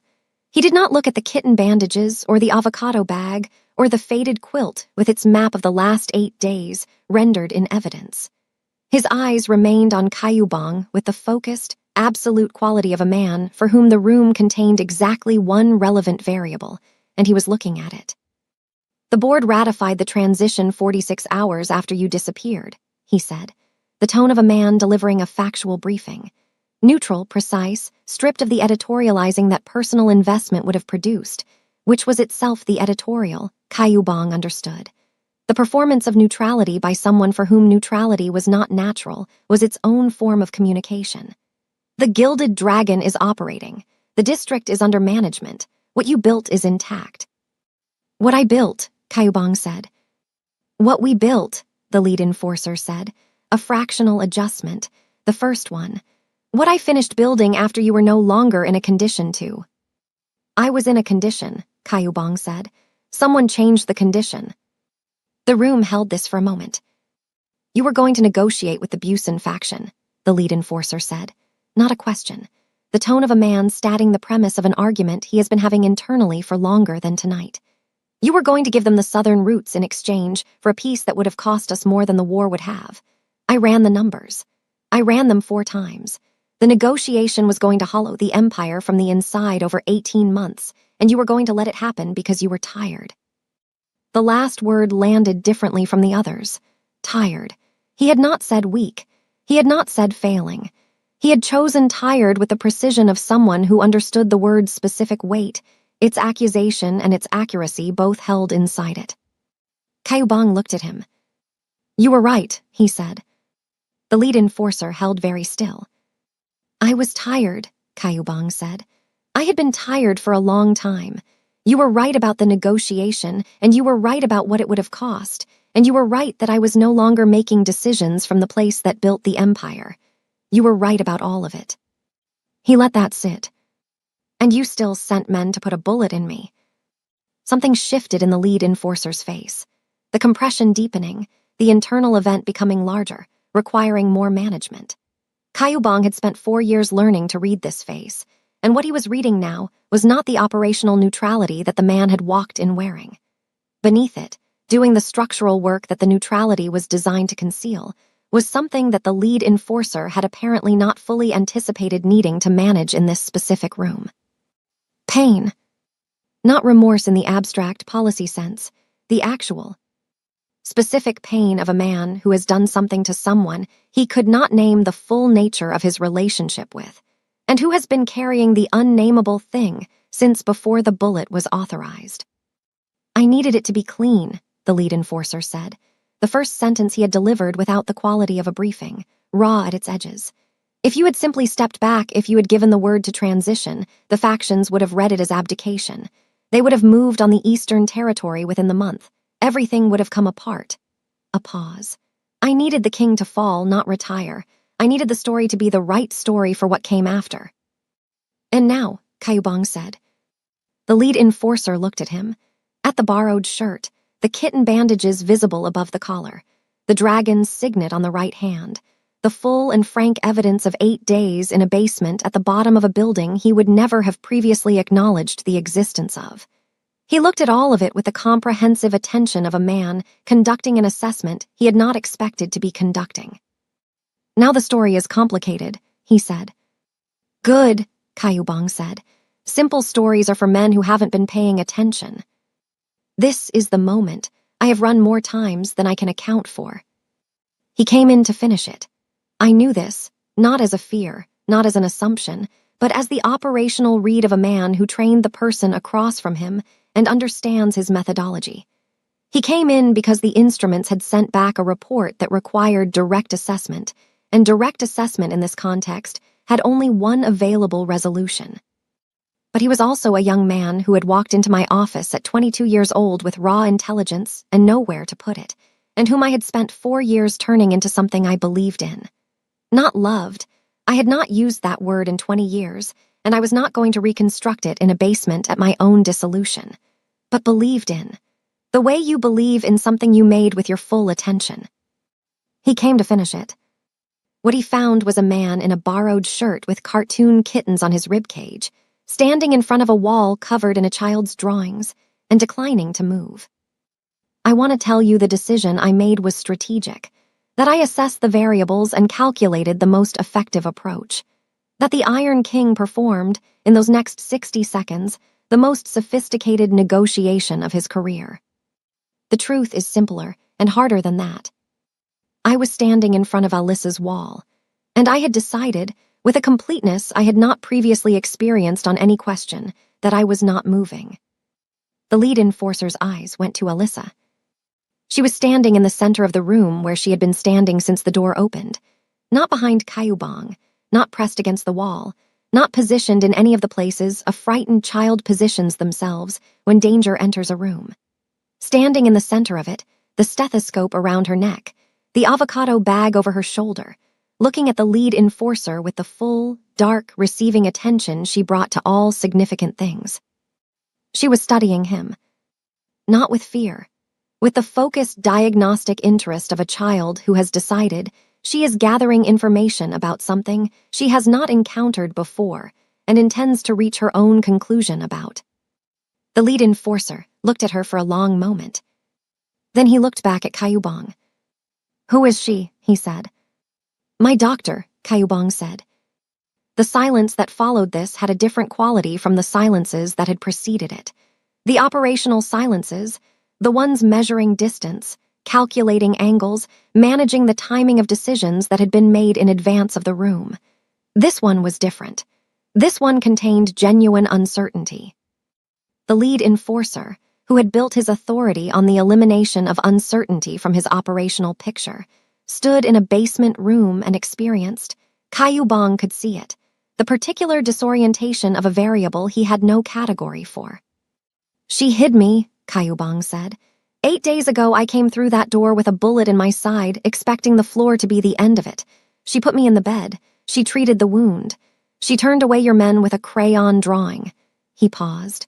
"She told me my heart was still talking." The lead enforcer said nothing. "I have spent 23 years, Kayubong said, building a kingdom on the principle that fear was the only honest currency between human beings, that people were either instruments or obstacles, that the only reliable architecture was the kind that made others smaller." He looked at the wall, at the suns, the sea, the tired portrait, the slow train.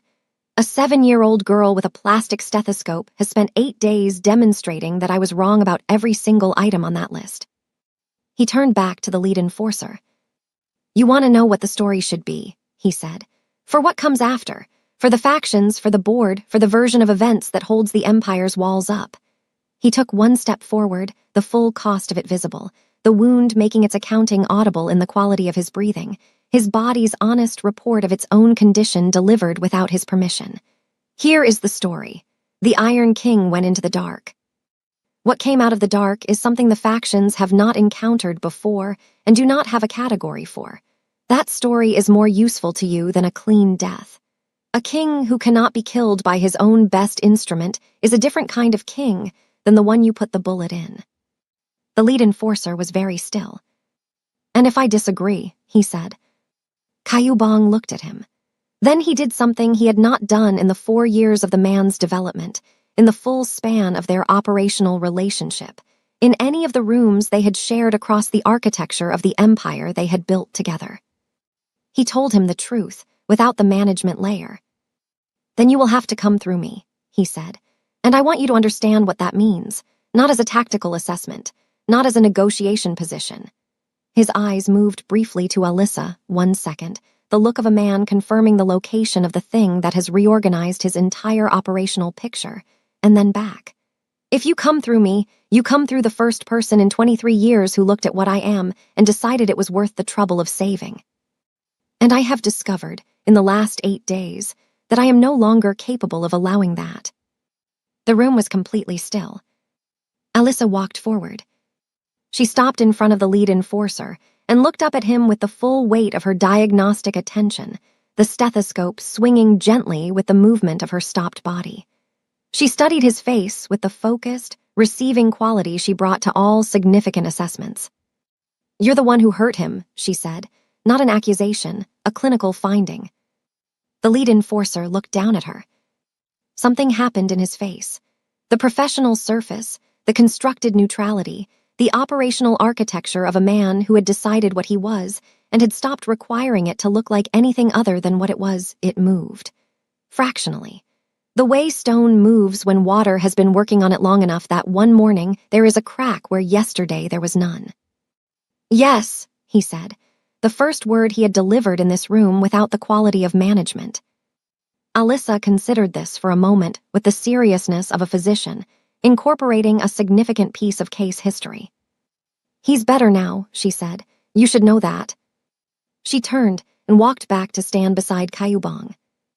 The lead enforcer stood in the center of the room for a long time, looking at the wall.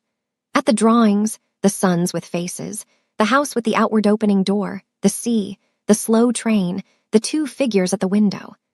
The inventory of a child's world rendered in primary colors and pressed to the wall with the conviction of someone who understood that the walls you live inside should reflect the life you intend to live. He reached into his jacket. Kayubong did not move. The lead enforcer placed something on the table. A phone. Unlocked, a number already on the screen, a number Kayubong recognized as belonging to Woo Sung-jin at the Hana Bank branch on Namdi Munro. The accounts are intact, the lead enforcer said. His voice had lost the briefing quality entirely now. What remained was something younger, something that had been present before 4 years of architecture had been built over it. I didn't touch them. I want you to know that. He straightened. He looked at Kayubong with the full, unmanaged complexity of a man who has done an irreversible thing and has been living in the space between the doing and the reckoning ever since. I need 30 days, he said, to arrange the transition in a way that doesn't collapse the Eastern Territory. 30 days, and then the structure is yours to do with as you decide. Kayubong looked at him for a long time. 20, he said, and you come to Busan when it's done. The lead enforcer looked at the wall. At the sea, the invented horizon, the yellow marks across the blue, the gold that a child had drawn from nothing but a description and had gotten true without a reference. What's in Busan? He said. The slow train, Kayubong said, and a conversation about what we build next. The lead enforcer looked at Alyssa one more time. Something in his face completed the movement that had begun when she spoke to him, arrived at its destination, and settled there. He nodded. He left the room. Trisha released the wiring she had been holding. The full light caught. The room restored itself to its ordinary geography, the table, the chairs, the faded quilt, the wall. Alyssa turned to Kayubong. She pressed the stethoscope to his chest. She listened. Then she looked up with the expression of a physician delivering a final diagnosis, complete, considered, carrying the full weight of the case history and its resolution. Done arguing, she said, just talking now. Kayubong looked at her. At Trisha in the doorway, her hand still on the panel, watching them both with the expression of a woman who has spent 14 months being invisible and is in the process of understanding that invisibility was never the truth of what she was. Only the condition she had been forced into, and conditions, unlike truths, can change. He looked at the wall one final time, the sea, the slow train, the two figures at the window and the light coming through. He reached into his shirt and removed the folded page from where he had placed it against the inside of the borrowed fabric, close to the arguing heart, during the lead enforcer's descent. He held it out to Alyssa. She took it, unfolded it, looked at the two figures on the slow train, herself and him, the window light, the invented horizon. She looked up. You kept it, she said. You told me to bring it back, he said. She refolded it with care. She placed it in the avocado bag, between the drawing pad and the thermometer with no batteries. She patted the bag once with the satisfied finality of a physician closing a case file that has reached its proper resolution. Then you have to come back to return it, she said. The single bulb held its one setting above them. Outside, in the corridor, the building had returned to its ordinary language. The pipes, the distant elevator, the accumulated sound of lives proceeding in the ordinary way of lives that have not been altered by the events of a basement they are not aware of.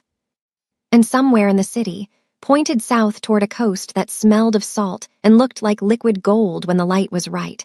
The slow train was running. The slow train left Seoul at 6:47 in the morning. Not because 6:47 was a significant time, not because Caillou Bong had selected it with the operational precision he brought to departures that mattered. Because it was the slow train, and the slow train left when it left, on a schedule that had not been revised in 11 years and did not intend to begin now. Alyssa had confirmed this from the printed timetable she had requested 3 days prior. Requested with the focused advance planning of someone who understood that significant events required preparation, and who had accordingly added the departure time to the top corner of a new drawing in careful, large numerals surrounded by a border of small stars. Trisha carried one bag. This had been its own quiet negotiation. The phone call to Woo Sung-jin, who had received the Dragon Signet's presentation across a desk in the Hana Bank branch on Namdaemun Row, with the composure of a man who had been waiting for this specific call for 8 days and had prepared accordingly.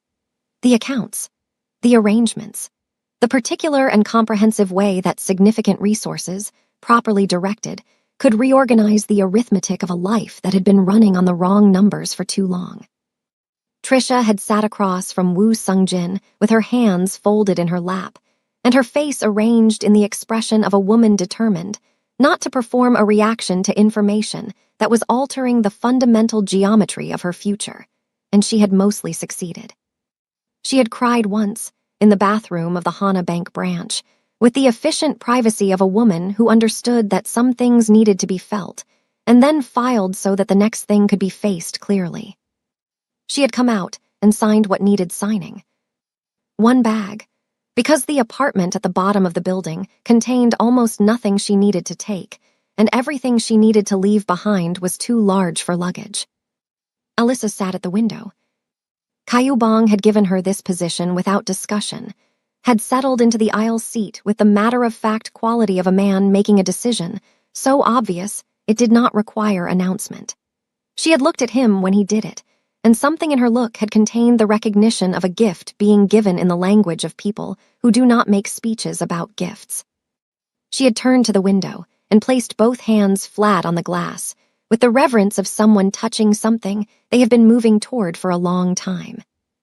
Seoul released itself gradually as the train moved south, the dense, stacked architecture of the city thinning at its edges, the vertical ambition of it giving way by increments to the lower, more horizontal grammar of the outskirts, and then to the open language of the land beyond the city's reach. Fields, hills with their winter pale covering. The sky, which was a particular shade of early morning blue that the basement had not offered in the 8 months since Alyssa's birthday, doing its slow work of widening as the train placed distance between them and the structures that had compressed it. Alyssa narrated none of this. She watched it with the complete, receiving attention she brought to all significant things, her breath occasionally fogging the glass, her fingers leaving small prints that she did not wipe away, but allowed to accumulate as a record of the passage. Trisha watched her daughter watch the world with the expression she had worn in the Hana Bank bathroom, the one that required the efficient, private management of something too large for the available space, and said nothing, because nothing was the right thing. Caillou Bong looked at the back of Alyssa's head. He thought about 9 years old on this same line. The same widening sky, the same grammar of the land opening as the city released its grip. The boy he had been, who had chosen the slow train for the extra hour, without knowing that the extra hour would become the last quiet thing he carried into the years that followed, the last image of the world as something generous rather than something to be managed. He had managed it for 23 years.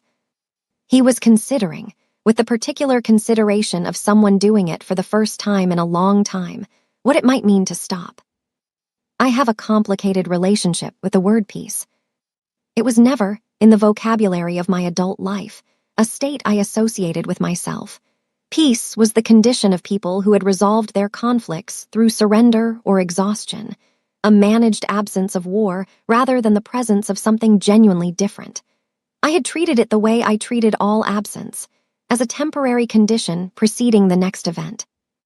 I sat on the slow train watching a child watch the world through a foggy window, and I understood something I had not had the framework to understand before. Peace is not the absence of the storm. It is what you find when you have finally stopped insisting that the storm is the only proof you exist. I am not a peaceful man. I want to be accurate about that. The things I did are not dissolved by 8 days in a basement or a child's stethoscope or a crayon drawing of a slow train. They are part of the accounting, and the accounting is long, and I am not at the end of it. But I was on the train. That is the beginning of a different sentence. The section outside Muryong arrived without announcement. One moment the view through the window was land, the particular winter-pale grammar of fields and low hills, unremarkable and real. Then the track curved, and the land gave way, and there it was.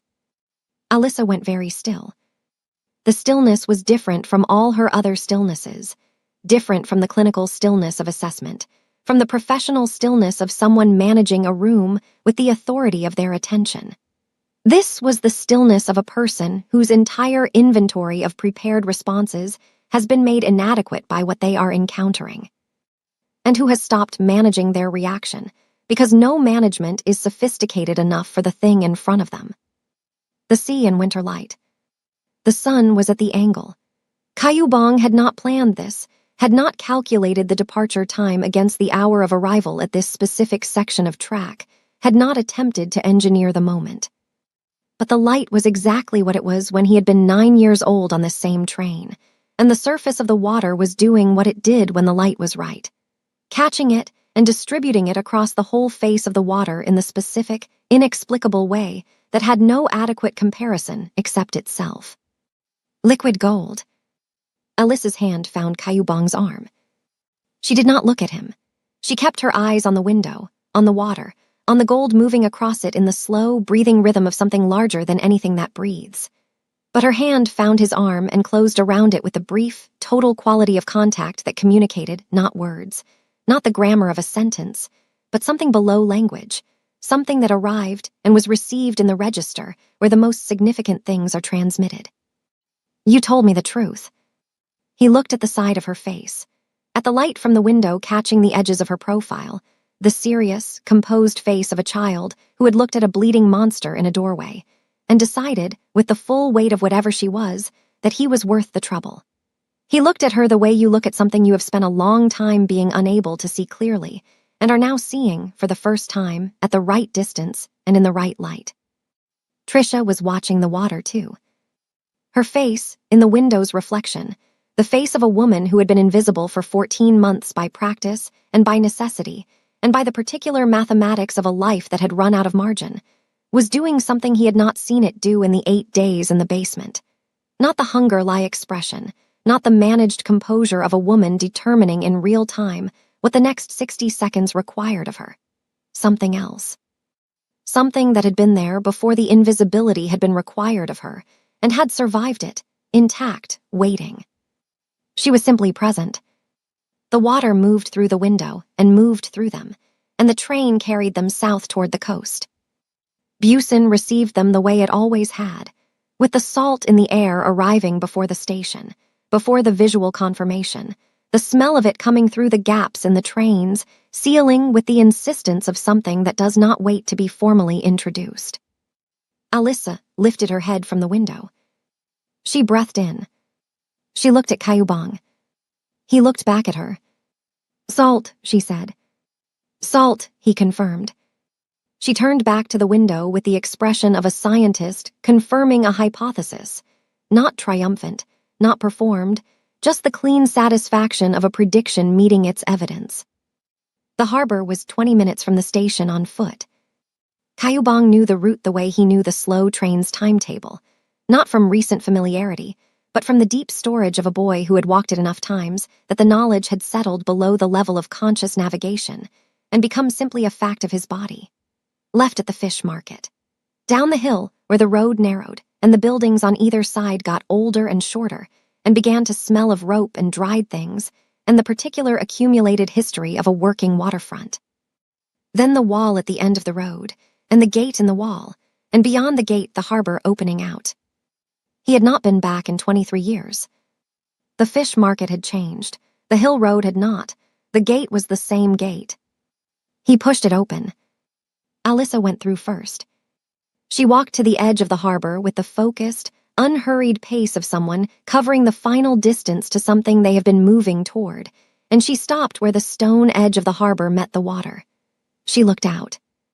The Busan Winter Harbor in the morning light, the fishing boats at their moorings, the water moving in its slow harbor grammar, and beyond the harbor mouth, the open sea catching the light in the way it caught it from the train window, the gold distributed across its surface in the patient, breathing rhythm of something that has been doing this since before there was anyone to watch it.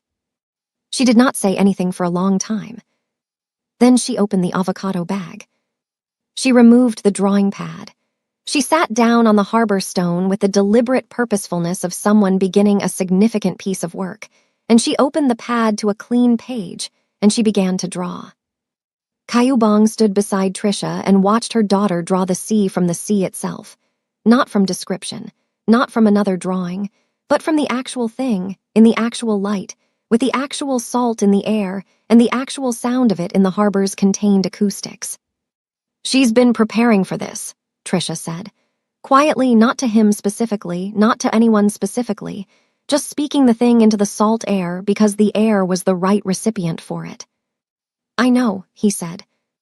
They stood together in the easy quiet of people who have been through something together that does not require narration or summary, who share the full weight of the context without needing to rehearse it. After a while, Trisha said, "What happens now?" He had thought about this. On the train, in the days before the train, in the basement during the hours when the building was quiet and the single bulb maintained its one setting and Alyssa slept, and the accounting of what came next had been available for examination.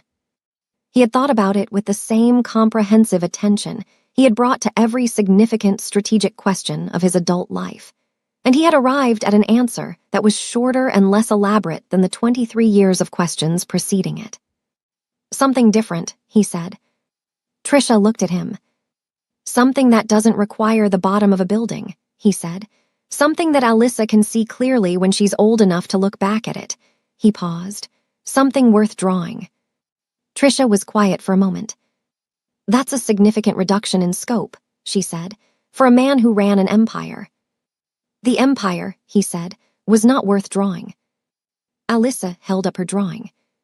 "The sea from the sea, in blue and gold and the specific quality of direct observation, more complex than the first drawing, more precise, carrying information that description alone could not have provided. The boats, the harbor mouth, the light on the water rendered in overlapping yellow marks that had the quality of having been studied rather than imagined. And in the foreground, from behind, 2 adults standing at the harbor's edge, close but not touching, watching a child draw. She had drawn them while drawing the sea. She had been drawing them all along. She looked at Caillou over the top of the page, with the evaluating attention of a craftsperson, assessing a completed work. "I'm going to frame it," she said, "when we have a wall." He looked at the drawing, at the 2 figures in the foreground and the sea behind them, and the light that she had gotten true again, as she always got the essential things true, without a reference, working from what was real, trusting that the real was enough. His right hand, the dragon's signet. He looked at it for a moment, the gold, the scales, the 19 years of what it had meant, and what it had cost, and what it had built, and what it had required him to become in the building. He felt its weight on his finger with the full, honest inventory of everything that weight contained. He removed it. He held it in his palm for a moment, the harbor light catching it, the gold of it and the gold of the water occupying the same light for one breath. Then he placed it in the avocado bag. Not thrown, not dropped, placed with the care of someone putting something down in a location where it will be safe until it is needed for a different purpose, which was not yet determined, but which he trusted would become clear in the time available. Alyssa looked at his bare hand. She looked at the drawing. She looked at the wall of the harbor building behind them, the old stone of it, rough and salt-weathered, the kind of surface that had been holding its position since before anyone currently standing near it had been born. "That wall would hold a frame," she said. Caillou looked at the wall. He looked at his bare hand. He looked at his physician, 7 years old, salt in her hair, crayon on her fingers, the stethoscope around her neck, and the avocado bag over her shoulder, sitting on a Busan Harbor stone in the morning light of a winter that was already beginning, by the particular evidence of the light, to become something else. The storm, which had been running for 23 years with the relentless, structural patience of something that had decided it, was the permanent condition of his life, was quiet. Not gone. He was not in the business of claiming things were gone when they were restructured. But quiet, the particular quality of quiet that is not the absence of the storm, but its aftermath, the air after, the particular clarity of a world that has been scoured and is now available for what comes next.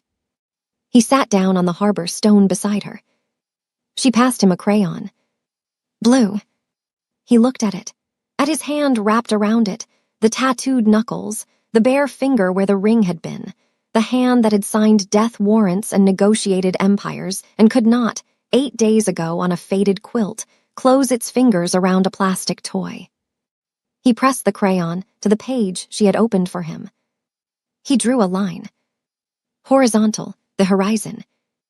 Alyssa looked at it with the evaluating attention of her full professional regard.